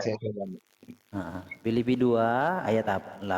Bantulah ya, Ini kita ke kasihan. Kolose 1:15. Dan dalam keadaan sebagai manusia, ia telah merendahkan dirinya dan taat sampai mati, bahkan sampai mati di kayu salib. Oke, ini kan kalimatnya sungguh jelas dan teramat jelas. Dan dalam keadaan sebagai manusia. Oke. Saya dulu dong. Oh iya, monggo. Nah, ya saya dulu ya. Jadi gini, yang namanya Alkitab, yang namanya Yesus itu enggak pernah yang namanya bohong dan main sinetron, ya kan? Kalau ada kata taat, berarti ada yang ditaati. Bener nggak semuanya, ya kan? Nah, Yesus kalau dikatakan sama Yesus itu taat sama Bapa. Tadi pertanyaan saya adalah Bapa taat sama siapa kalau itu dua oknum sama? Itu yang pertama. Yang kedua, Yesus tuh nggak pernah namanya main petak umpet, pura-pura dia jadi manusia terus dianya yang di surga hilang. Enggak, dia tetap taat dan berdoa sama Bapa. Nah, kalau Malikil ini enggak, dia rancu. Yesus ini ya Bapa, Bapaknya ya masih roh itu kekuasaannya enggak jelas dia. Enggak ada rancu. Pak Amir, besarkan layar saya. Biar saya jelaskan dari kaidah bahasa. Ini sudah jelas kok dari kaidah bahasa. Saya tahu. Sebentar dulu. Pak Amir, sebentar dulu. Nih. Enggak, biar enggak lama. Bukan. Soalnya dengan saya itu singkat, Iya. ketahuan salah gitu loh. Dan dalam keadaan sebagai manusia. Dan dalam keadaan sebagai manusia. Jadi kalau orang mengerti kaidah bahasa, udah terjawab nih kalau orang mengerti. Dan dalam keadaan sebagai manusia. Saya ulangi ya. Dan dalam keadaan sebagai manusia. Kalau orang tahu bahasa, kaidah bahasa, udah ngerti nih. Tanpa harus saya jelaskan. Dan dalam keadaan sebagai manusia. Ngerti nggak, Brunda? Paham, saya sampai 1000 kali paham. Apa? Pahamu apa? Pahamu apa? Pahamu apa? Paham saya adalah itu namanya hetero omnipresent. Jadi pahammu. Oke, saya jelaskan. Tuhan itu Kamu nggak satu, ngerti dia saya nggak bisa jelaskan. jadi Oke. apa-apa. Kamu nggak ngerti saya jelaskan. Jadi gini. Jadi Jelaskan, keadaan monggo. dia. Aku Sebentar. jelaskan. Saya Biar jelaskan. yang di sini- Kamu nggak ngerti, ha? Keadaan dia sebelumnya berarti bukan keadaan manusia. Dia taat sampai mati, merendahkan diri dalam keadaan sebagai manusia. Keadaan sebelumnya apa dia? Nah itu kan, nah itu ayat ini kalau orang tahu kaidah bahasa, tanpa harus dijelaskan sudah ngerti. Dan dalam keadaan sebagai manusia, ia telah merendahkan diri. Siapa yang telah merendahkan diri? Sebelumnya dia tidak rendah, dia tinggi. Ia telah merendahkan dirinya dan taat sampai mati, bahkan sampai mati di kayu salib. Siapa dia itu? Siapa dia itu?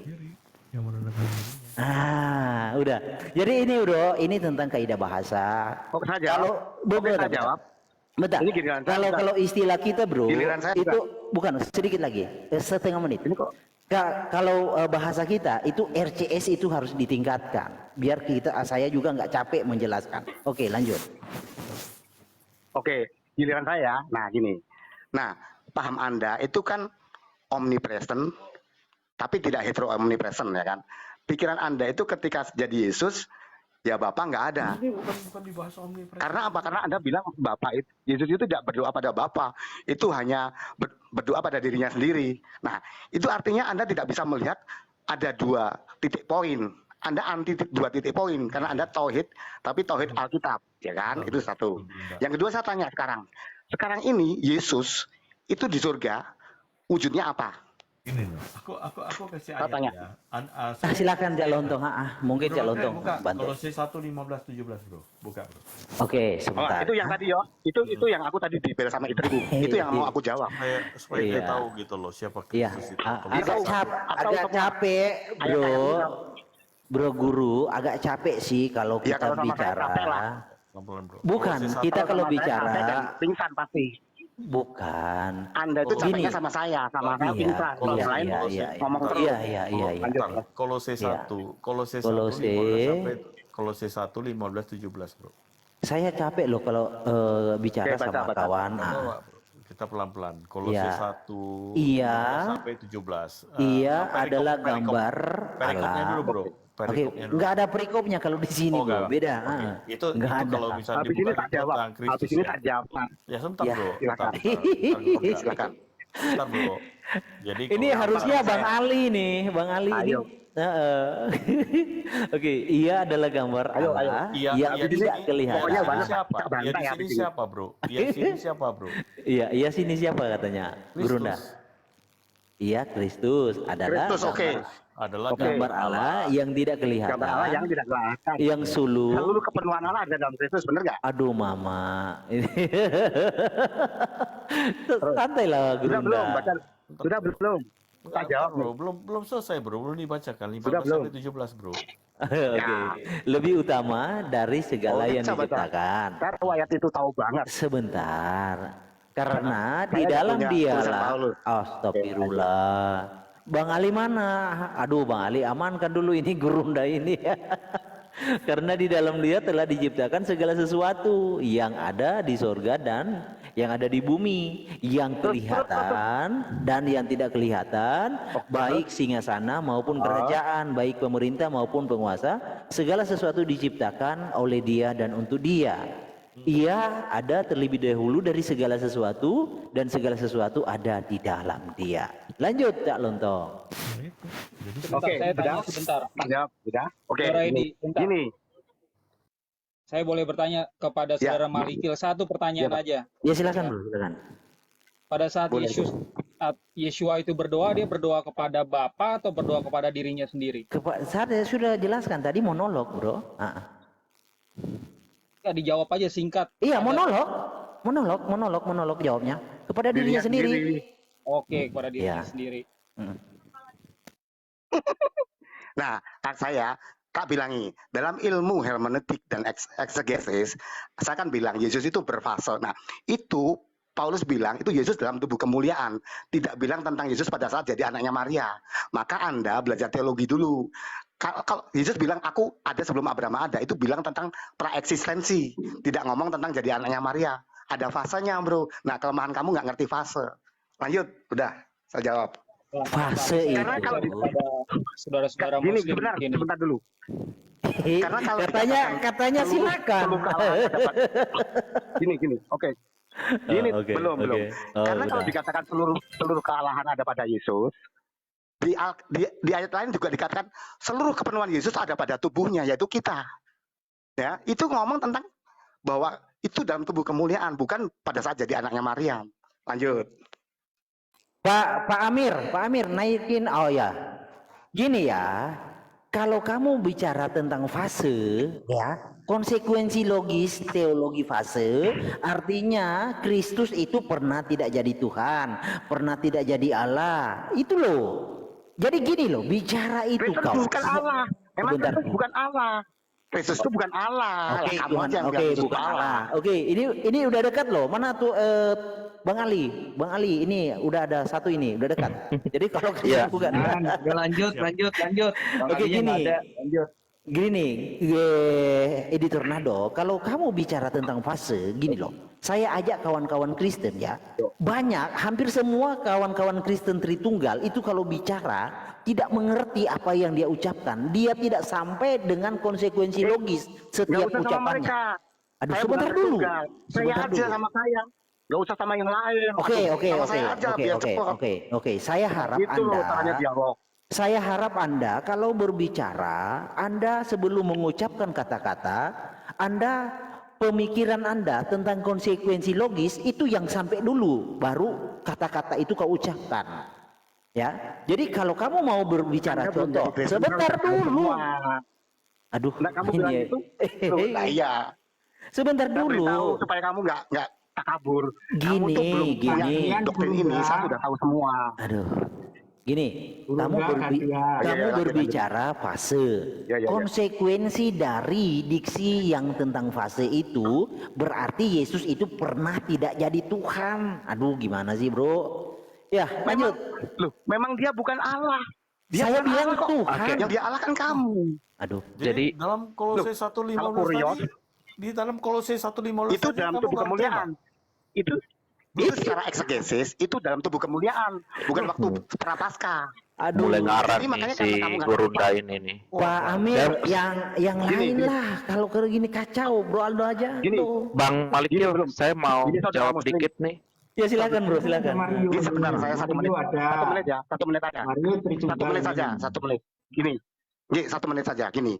Yesus itu yang dalam anaknya Maria, dalam tubuh kemuliaan, dalam Alfa Omega, dalam kitab Wahyu, itu fasenya beda. Kalau Malikil ini dianggap sama semua, ya silahkan. Itu namanya tidak tahu Tadi kan kristologi baru gitu loh. dibaca Lanjut. ayatnya, Kolose 1. Kamu mau bahas kristologi dengan aku? Gini sebentar, Bu. Tuh, Dalam Kolose saya 1:15. dengan gurumu tuh Enggak, lu mau Udah bahas aja mau. kristologi dengan aku. Aku buat kamu Bukan kencing-kencing dengan di gurumu. sini. Percuma, Bro. Gurumu aja. Oke, Kalau kita kamu bahas apa-apa, kristologi. kamu dibahas Ayo aja. kita bahas kristologi.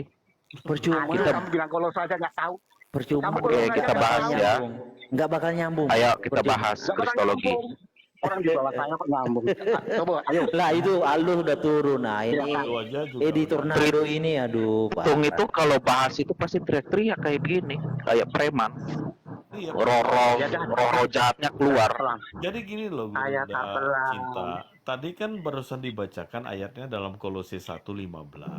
Dia adalah gambar Allah itu sendiri yang tidak gambar Allah yang tidak kelihatan. Kristus itu adalah gambar Allah yang tidak kelihatan itu loh, Bro. Terus Saya Anda jawab nggak? katakan dia Nah, sebentar, Bro. Gini, Bro. Kalau Anda kan dia bukan Allah itu artinya Anda ingin kontradiksi dengan Kolose 1 ayat 15. Begini saya jawab ya. Sebentar, Oke, Bro. saya tuh tahu Sebentar. semua. Gurumu itu ngomong dengan saya Tahu kalah. apa? Gini. Tahu apa lah, gini. Gurumu.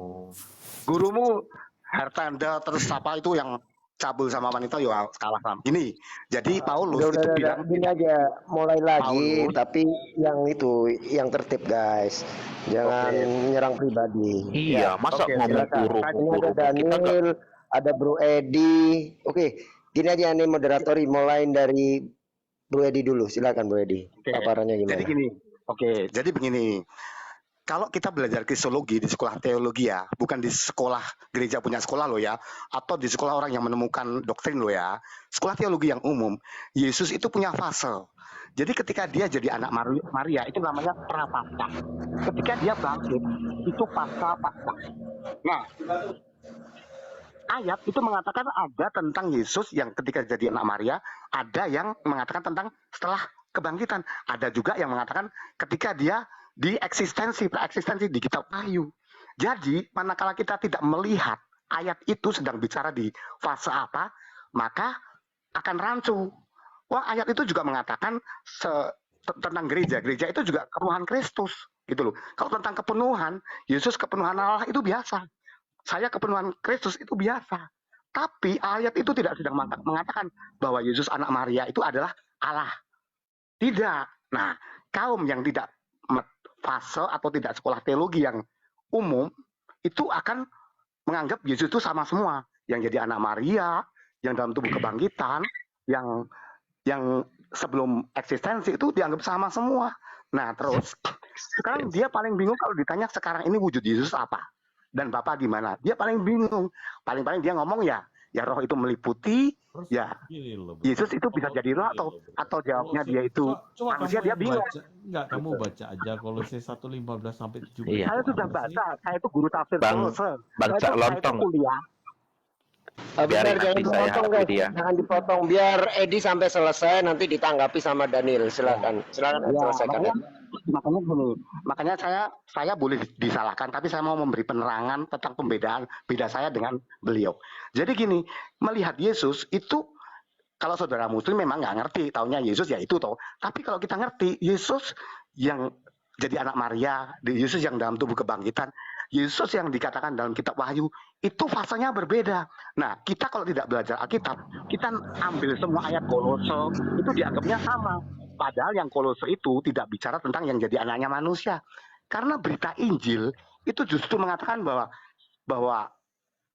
bagian dari ilahi itu menjadi manusia.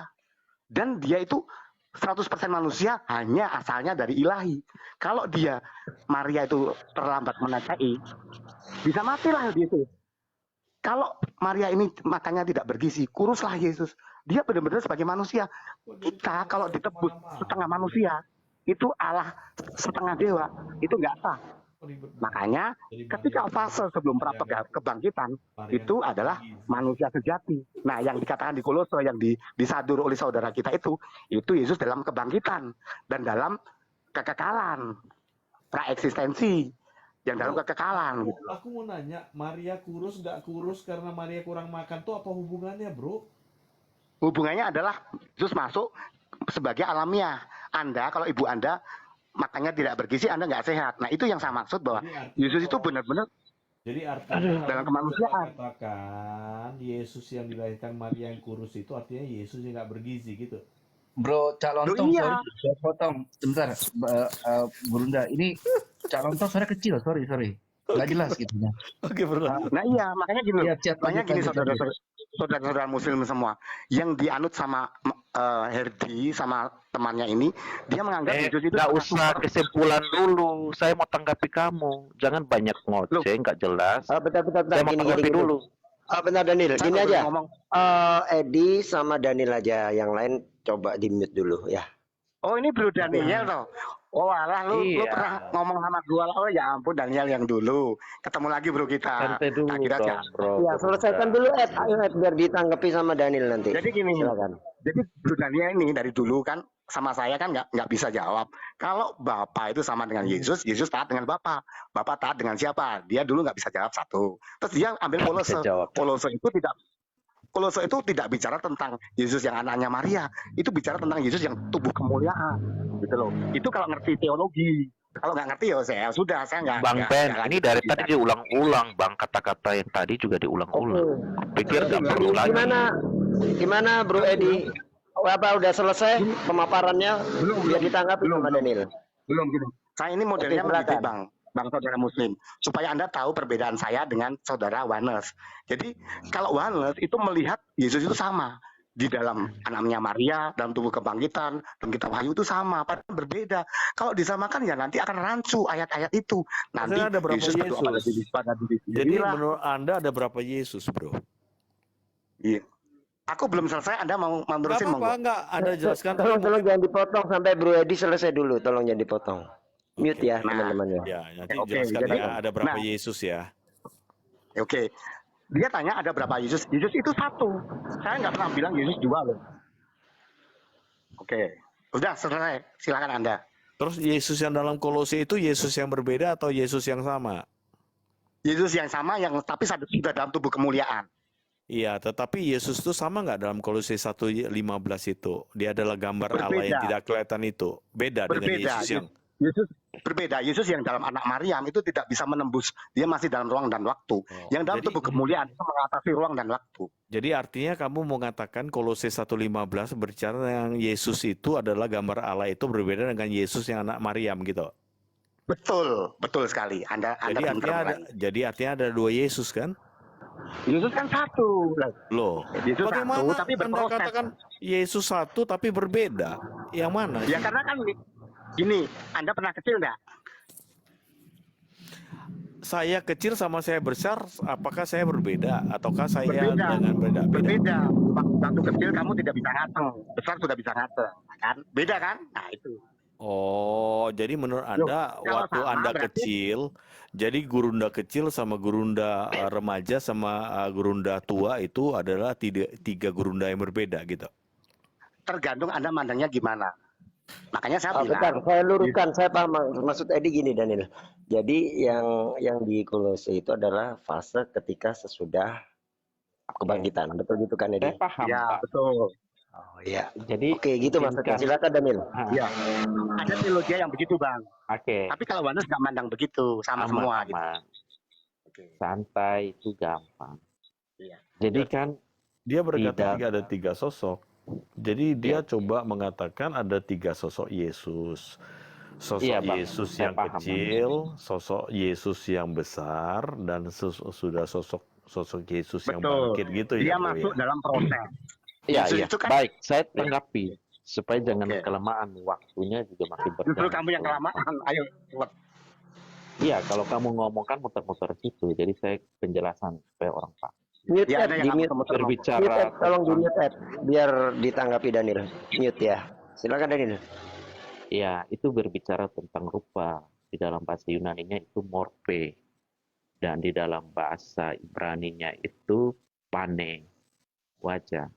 Nah, rupa itu yang kamu bilang dilihat berbeda. Makanya di Filipi 2 itu yang walaupun dalam rupa Allah, ya kan, mengambil rupa seorang hamba.